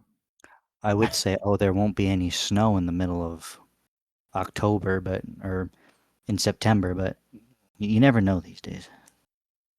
Yeah, well, weather around here, you can never predict, it seems like, but yeah, it's gonna get interesting. Like I said, we did forget, and thank you for bringing that up as far as the Clash news. That got announced early in the week, and I completely forgot about that because I think that got overshadowed by the Alex Bowman news. Uh, Alex Bowman overshadowing Bowman Gray. Anybody? Just me? Okay. Just you. Um, but no, it'll be interesting to see the Clash go back. I know a lot of people were kind of not kind of after the snow, everybody was very vocal about it. Well, it's 70 degrees in Daytona right now, and no chance of snow. And it's like, all right, shut up. At least they tried it. Like they had to give it a shot, and I think it was successful.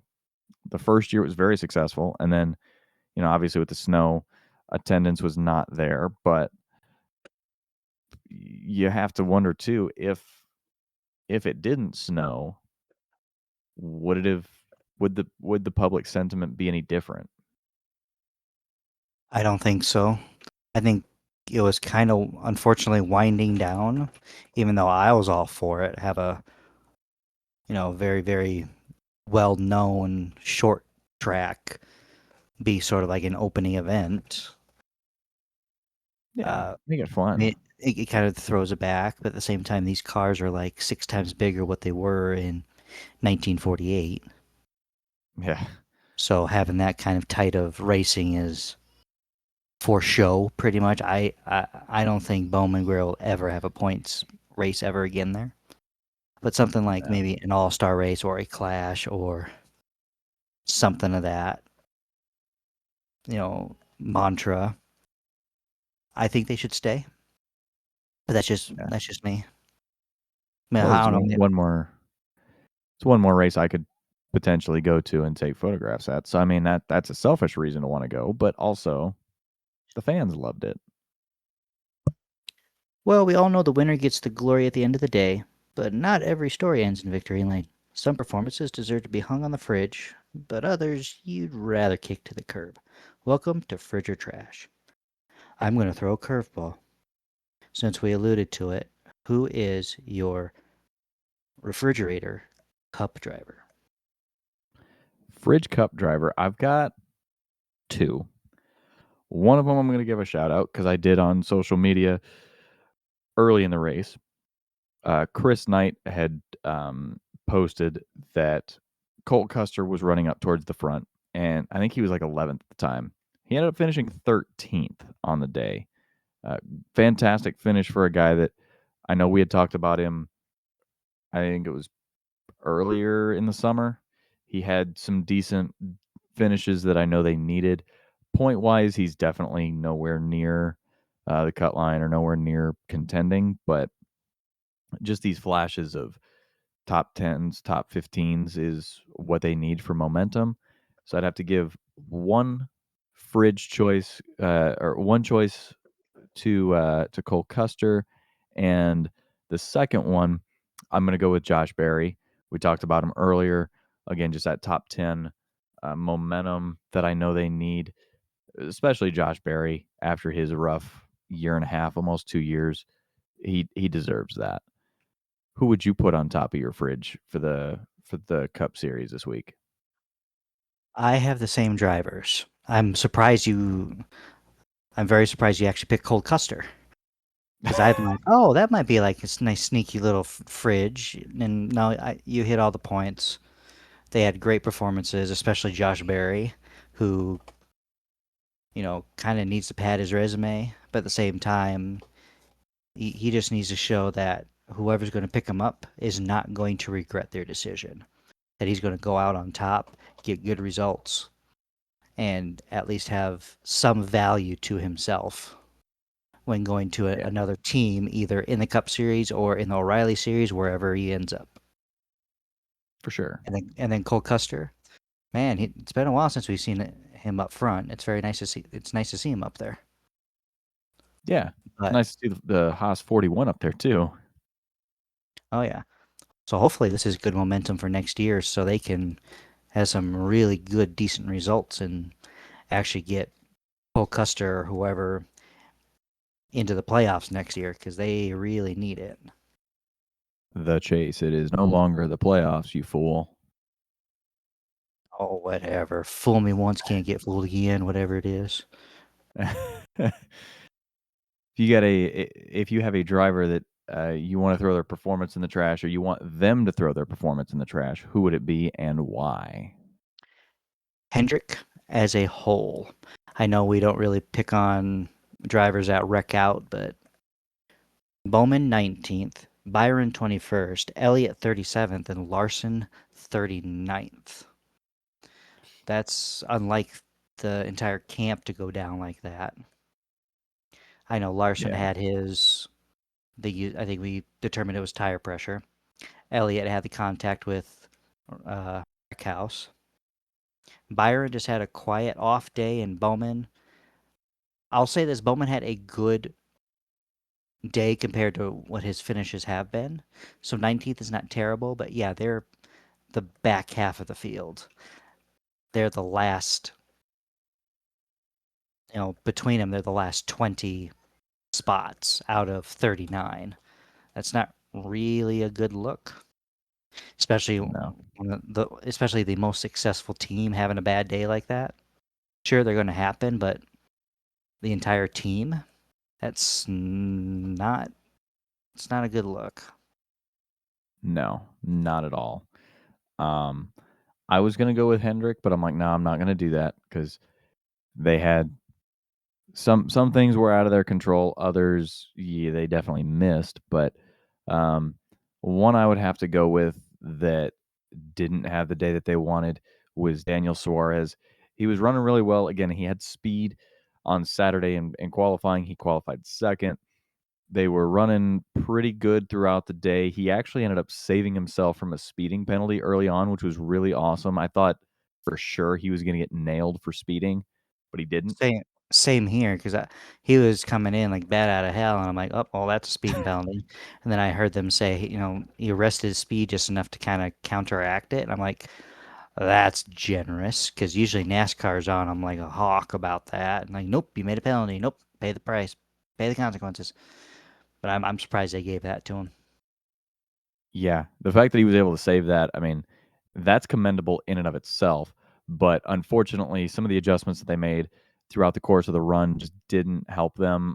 He was, fighting it all throughout the day. And once you get back in traffic and you get in dirty air, whatever adjustments you made when you were towards the front don't do you any good. So you got to almost come back on what you did or even go heavier on the adjustments than what you did the first time, and it's just super hard, at Indy just to pass in general. And so you got, a guy that had a ton of speed but couldn't get out in clean air to be able to utilize all that speed. And so unfortunately for Daniel, mi amigo, I'm sorry, but we got to put your performance in the trash this week.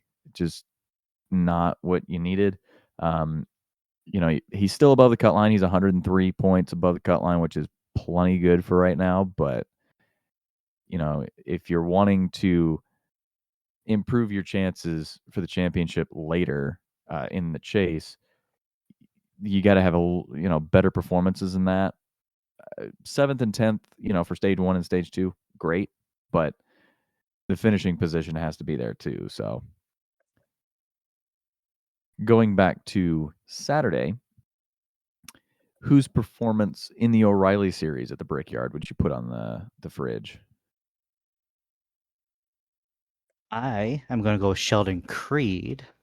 I know he has a win this year, but trending with his finishes and stuff, down, down, down, and all of a sudden he comes in eighth place. That's great. Now he just needs to finish out the regular season with top fives, top tens, especially with the stage points. Yeah, I'm glad that he's back up there because he deserves all the glory, all the praise, especially putting him up on the fridge. Because I I think I can only recall on two fingers out of all the races that we put him on the fridge or trash. So he's just been kind of sitting dormant in the middle for a while. So I'm glad to see him one way or the other. yeah, and he's locked himself into the chase with this race, and an eighth place finish is nothing to sneeze at. I am going to go down a little bit further on the leaderboard here for my fridge pick for the week. Uh, Got to give it to Jeb Burton with a top 15 finish.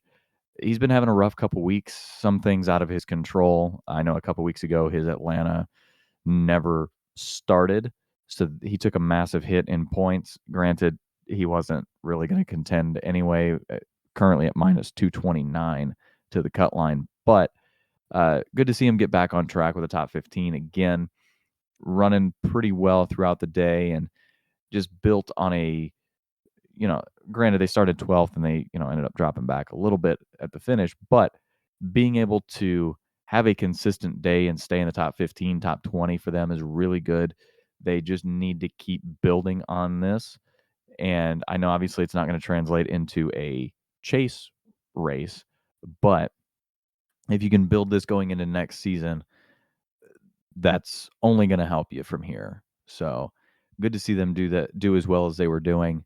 Uh, who did not do as well as they should have, or I don't even know another way to nicely put it, but who sucked this week? In my eyes, Sammy Smith. I'm surprised that he was 19th, 20th place. Sure, you saw him here or there up front, but I could only watch the highlights. I forgot to hit record on the full race. I didn't see him at all. I didn't see him, be on TV for very long. And if he was on TV, he was being lapped or just coming out of the pits. That's the only other time I saw him or heard of him. So he had a quiet but not that great 19th place this week.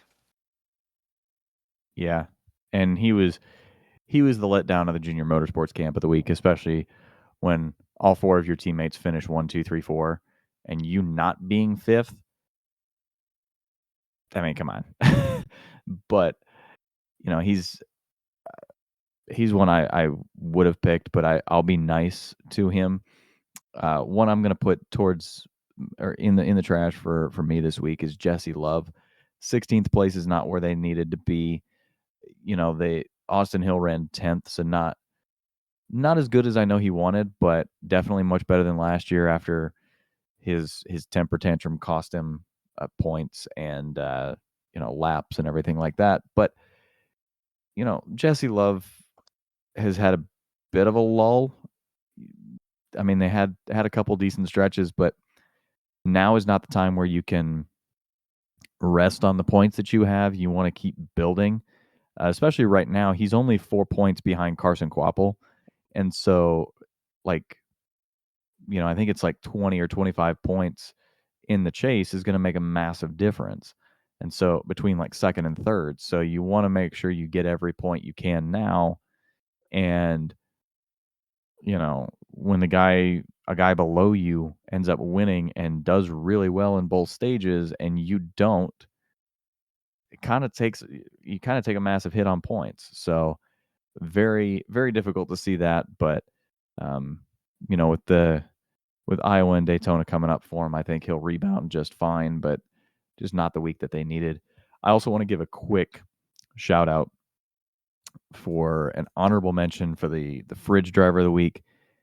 It's mainly for the sponsorship. Brendan Poole was running a Samantha and Kyle Busch Bundle of Joy Fund Chevy for Alpha Prime. Big shout out to them for doing that. That was really awesome to see this week. Great looking car. Just wish they would have finished better than 29th. But I got to shout them out for the sponsorship because it was super awesome to see that. I forgot it We're was going to this keep, week. I thought it was gonna be next week, but I think that's a die cast I'm definitely gonna have to get. oh, for sure. I'm going to have to see if they make enough of them because I want to get that too because that looks like that's going to be awesome. Uh, we're going to stay on the positive note here because I don't want to go back into the dumps again. So let's stay positive. And who was your fridge performance down the road from the Brickyard at IRP this weekend? I'm gonna go with one part-time and one full-time. My part-time is gonna be Connor Mozak, who came in second place.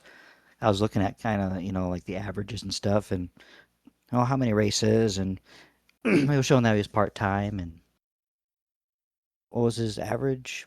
11th? Or his average is like 11th or something like that, and he came in second on a decently difficult track. That's worthy of shouting out. And then For I'm going sure. to put in Stuart Friesen, however, Mr. Freeze. He got a good points day. He got some points he needed. He patted himself a good cushion in the chase. I'll put his performance on the fridge just for that. Worth shouting out. You stole both of my drivers, so I'm changing my drivers up a little bit on the fly here. I'm also Oh, going to that's go with a no part fun. timer. That's no fun. I am going to go with a part timer and a full timer though. My other part time fridge driver that I had in mind anyway was Gavin Bichelle. He made his Truck Series debut with Tricon in that number one. I'll call it the All Star truck, but kind of the rotating truck for right now. He qualified 19th, so not the best of starts, but he managed to work his way up to 8th in his Truck Series debut against a lot of talented drivers. So, got to give him massive credit for that. Uh, just putting together a clean race, bringing home a clean truck, and for the most part clean, and just having himself a good day and getting the experience, getting the laps in, and everything like that. I mean, I think he did a fantastic job. My other full time uh, fridge driver now is going to be Tyler Ankrum. We had talked about him for the point situation, but he's only 8 below the cut line right now, putting together a top 10 day, getting one stage point, even though it's one stage point, is meaningful. So, any point you can get at this point in the season with only 2 to go in the regular season is very, very crucial. And I know he's had some rough stretches here and there throughout the year, but to see him get a top 10 at one of these style tracks, I mean, Richmond is another one it's what is it, 3/4 of a mile, so it's a little bit longer here, than IRP, and so if he can continue the momentum that he built here, I think he's got a really good shot to put together another good points day up at Richmond here in a couple weeks, and hopefully, maybe, possibly slip into the chase picture, but, we'll have to see how that goes. Now, as far as the trash driver in the truck series. Unfortunately, we got to pick one. Who goes in the trash for you this week? I'm probably gonna have to go with Christian Eckes. He just had a whole bunch of engine and electric gremlins, and that could just ruin your day. Just when you think, oh, we got it, no, you don't. Oh, we got this one, no, you don't. So battery, electrical, misfires, that's just a day to forget. Yeah, I can't even blame you for that one. Um, it's tough when you got those issues, but I'm going to steer clear of somebody that had um, those sorts of issues, just because I want to keep it kind of fair. It's hard though, just because I don't want to pick on anybody, but I'm going to go with Grant Enfinger. Now he did finish 14th, but he was running pretty well. He was the first truck a lap down, but he got stage points in stage 1 and 2. But then unfortunately in that third stage, things just didn't go his way, and he was, like I said, he had a really good chance to run top 10, but fell out of the top 10, and certain things, like I said, just didn't end up going his way, and he ended up 14th. And especially after winning a couple weeks ago, we wondered if he could build on that, and he can. It's just now, only being 26 points above the cut line, you got to be real careful with where you're at on track and everything. And he's got to make these last two races count. So it's going to be very interesting when we get down to it here at Richmond in New Hampshire, whether or not he can put it together to finish off the regular season on a high note and make it into the chase. One more thing before we go, we cannot, or we could skip over it, but it's been such a big talking point throughout the course of the week, especially the later half of the week. And, with Indianapolis and with the Brickyard 400 being 400 miles, and we just had North Wilkesboro that was 450 laps, and you had some drivers saying that the racing was too long, that the race felt like it was too long, and maybe shouldn't have been 450 laps at North Wilkesboro. Do you think that the races should be shortened lengthwise, time-wise? Should they be 3 hours? Should they be less? Should they fit in a broadcast window that, a lot of other, I'll call them stick and ball sports, fall into? Or do you think that that's what makes NASCAR so unique? I think that's what makes NASCAR unique because it's basically half endurance, half sprint. But when you add the stages in there, it's almost like three separate races. That's what makes it feel so long, especially at home. I don't know if it's different for you when you're at the track versus watching it. I'm assuming at the track, since you're looking all over the place and you're not waiting for a commercial or you know them going through some in-race reporting. uh, you know the stages I think need to go, if at least the stage cautions. But that's just the old head in me. Since I just hit 31, I have to lean into the old man sometime. But get Sometimes you rid do of it more than you think, but unfortunately, yeah. But either get rid of stage cautions or get rid of the stages altogether. They've already shortened Martinsville. They've already shortened Pocono. Maybe some of the short tracks can be a little bit shorter, 50, 100 laps shorter, maybe 30 laps. But you get them too short, they're going to be just as long as O'Reilly Series races or Truck Series races. And the Cup Series needs to be its own thing. It needs to be elite. It needs to be somewhat of the endurance portion of the ladder. But I don't know. I'm a little bit conflicted, but I don't think any more races need to be shortened. I think the stages need to go. I think that's something that we probably can't control until whenever the TV deal is up, 2031, 2032. So we'll have to see.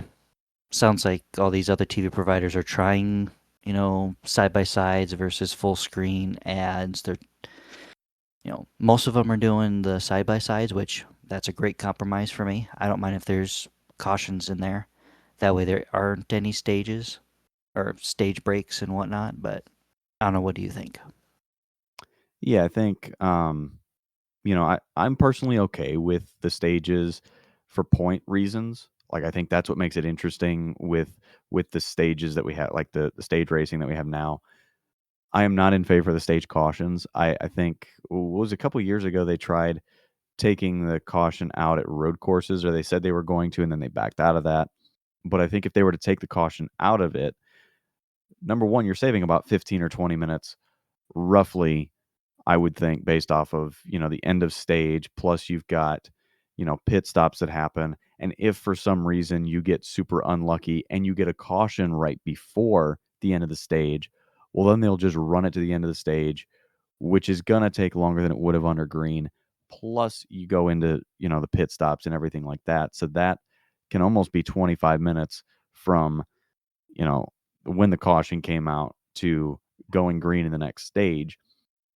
Say worst case that happens in both stages, that's almost an hour that you're looking at under yellow, things like that. So if you were to get rid of the end of the stage going yellow, say it would theoretically, go get rid of that. But if you were to have the caution 4 or 5 laps before the end of the stage, but then you go green, you race to the end of the stage and then continue, you wouldn't be worried about, oh, well, there's 2 laps to go or less in the stage. We're going to go ahead and close pit road, this, that, and the other. So, um, get rid of the stage caution. I'm, I don't mind the stages, like I said, but if I had to pick one for point reasons, I think it makes it interesting. But I don't know, a lot of people's attention span, and it was alluded to by Bubba Wallace as well during his interview on Saturday before qualifying, I think it was, that people's attention spans are not what they used to be. And so you can't have somebody focus on a 3-hour race anymore. That's, I think, part of the reason why F1 has gotten to be so popular is it's not an all day thing. It's, what is it, 90 minutes to 2 hours, probably tops. And you can argue, yes, they don't have commercials and whatnot, but you got to realize how much money is in that sport.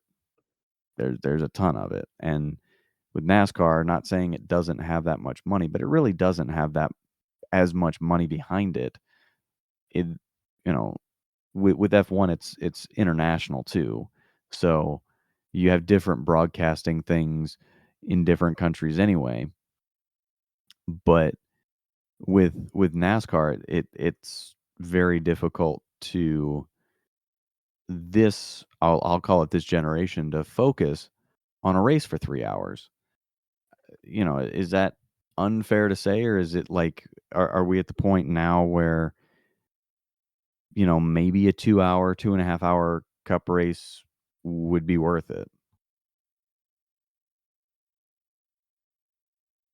I think that they're trying to change a sport that's been around longer than they've been alive. Um, yes, a sport can change a little bit, but if you change the entire structure, it's not the same sport anymore. And going back to some of the drivers, complaining, oh, the races are too long, then why did you sign a NASCAR contract? You knew what you were getting into. You know how long these races can be. It's an endurance race. If you don't want an endurance race, go back to dirt racing or go to other sports where it is timed for an hour. I don't know. I'm going to try not to get on the soapbox, but I don't know. Get on the soapbox. Yeah. So, I don't know.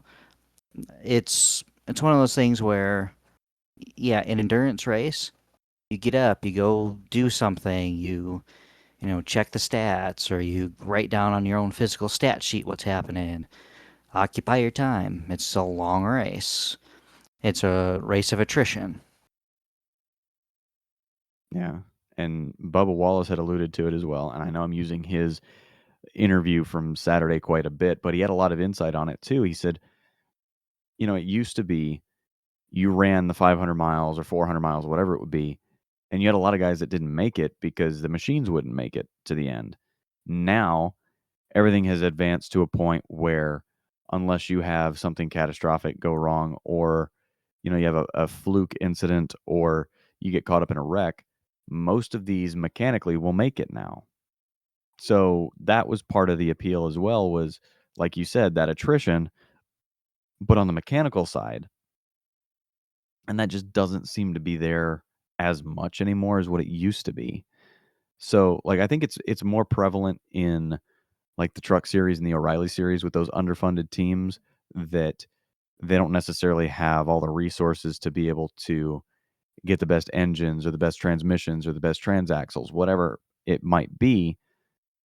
And so you end up seeing, these mechanical failures on some of the smaller teams. But with the amount of money that's in the Cup Series and the amount of technological advancement that has happened over the course of time, and I guess you could also say like the bare minimum requirements to run a Cup car, a lot of that stuff has fallen by the wayside as far as the attrition, because it just you have to be at a certain point to compete. And that's part of the reason too why I think a lot of people are like, well, they used to do it back in the day, but they, with these long races, and we had, 500 miles at Pocono, and we had, 500 miles here and 500 miles there. And it's like, yeah, but you can also adapt to the times as well. I mean, now 400 miles at Pocono, that still feels like a long time, but I think that's long enough. I think if they were to go any more, that would be a bit absurd. But please do not touch the Coke 600. Do not touch the Daytona 500. Do not touch the Brickyard 400. Leave those alone as far as distance, please. But like, if you were to shorten North Wilkesboro, maybe 50 laps, make it 400, I'd be okay. Martinsville, I think leave alone as well. Bristol, maybe just the base. I don't know if this is a biased thing because I've been at the spring race the last couple years, but I'd be okay shortening that 50 laps. Are you on board with that for the spring race anyway?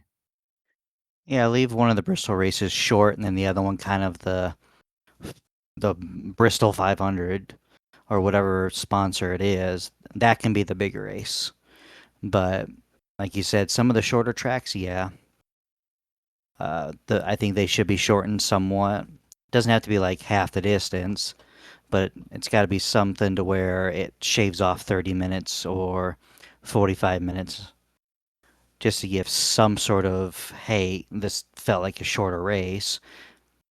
And going back to, Daytona or Talladega, I think one of the Talladega races should be a tiny bit shorter too, but that's just me. Because it used to be I can see the 499, argument. 500, but it was what, one extra lap, I think. If not, it was just a marketing thing. But anyway, I'm getting off topic. Going back to the super speedways, this might fix the fuel mileage problem too. Is if you get rid of the stages or shorten it somehow, or at least one of them, you won't have this riding around in a train either, and everyone going quarter throttle for about 40 laps. But that's just my Yeah. heart. That's my hard opinion about it. Yeah, and I think part of that might, and they're hoping it might also be solved with the rule package change that they're debuting at Daytona at the end of next month. So hopefully we'll find out with that too, if that will make a difference as far as fuel saving and everything like that. But like, I was just looking at the results from or the length of race from the spring Bristol race, and it's one of those things where, like you said, I mean, you have to make one of them shorter. Uh, there's a lot of it creates variation, I think, in the schedule too. So, like you said, there's not a lot of um it's not just like a copy and paste. Okay, here's the spring race, here's the fall race. Like, there's actually some difference. Like for Bristol, it was the Food City 500. in the spring, and then when they go back in the fall, it's going to be the Bass Pro night race, and that's also going to be 500 laps. Make one of them 400, make one of them 500. I mean, I know it's going to tick some people off and like, well, then that lessens the value of that race. No, it doesn't. It's still a race. It's still a points paying race. It doesn't matter. I mean, I think 400 laps would still get you probably 2.5 hours worth of racing. 3 if you have some crazy cautions and maybe a red flag. But, I think that also ups the urgency for guys too. If the race is shorter, you got to make moves quicker. So, I don't know. There's a lot of sides to this that I think make it really compelling and really interesting. Uh, you know, Personally, I think I will stand on the hill of yes, you can keep stage racing, but eliminate those cautions.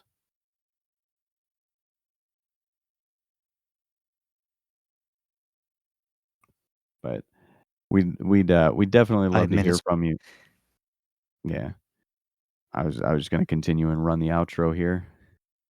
Oh yeah, you can splice that out. I'm sorry. I thought you were done. I'm sorry. Go ahead. Go, go, go. No, you're good. I was trying to find some way to connect it, and I was like, you know what, I'm just gonna go for it. But Remember, we'd love to hear. Go ahead. I'll let you go ahead. re- remember to cut out my 5 minutes, my ass. Please make sure. Yeah, Please make sure. Just put like a little I nod will. on there, like saying, "Hey, cut this out." Go. But regardless of whether you agree or disagree, we'd actually love to hear from you down below in our comments. Obviously, keep it respectful, but we'd love to know whether or not you agree with either of our takes or whether you have a take of your own. Who knows? In the next episode, we might end up commenting and reacting to your thoughts. We might agree, we might disagree. It might give us pause for thought for how we think about it. So we'd love to hear from you down below. And like I said, definitely follow along on all of our social media. We will have some exclusive content on TikTok and Instagram coming in the coming days. Same with the website. I'll have a couple more things being posted. Like I said, I'm trying to get those photo albums from Atlanta and North Wilkesboro posted. So definitely stay tuned for that, as well as some upcoming articles as well. We will not have a regular episode next week since we have all 3 of the national series off. The only thing that's racing next week is the ARCA series, but Trucks, Cups, and O'Reilly is all off next week. But we will have a special episode next week. I don't want to give too much away, but it's going to be one you're going to want to stay tuned in for. So definitely get subscribed if you already haven't. But again, thank you guys for tuning in and listening. And we'll see you guys next week with a very special, different but special episode.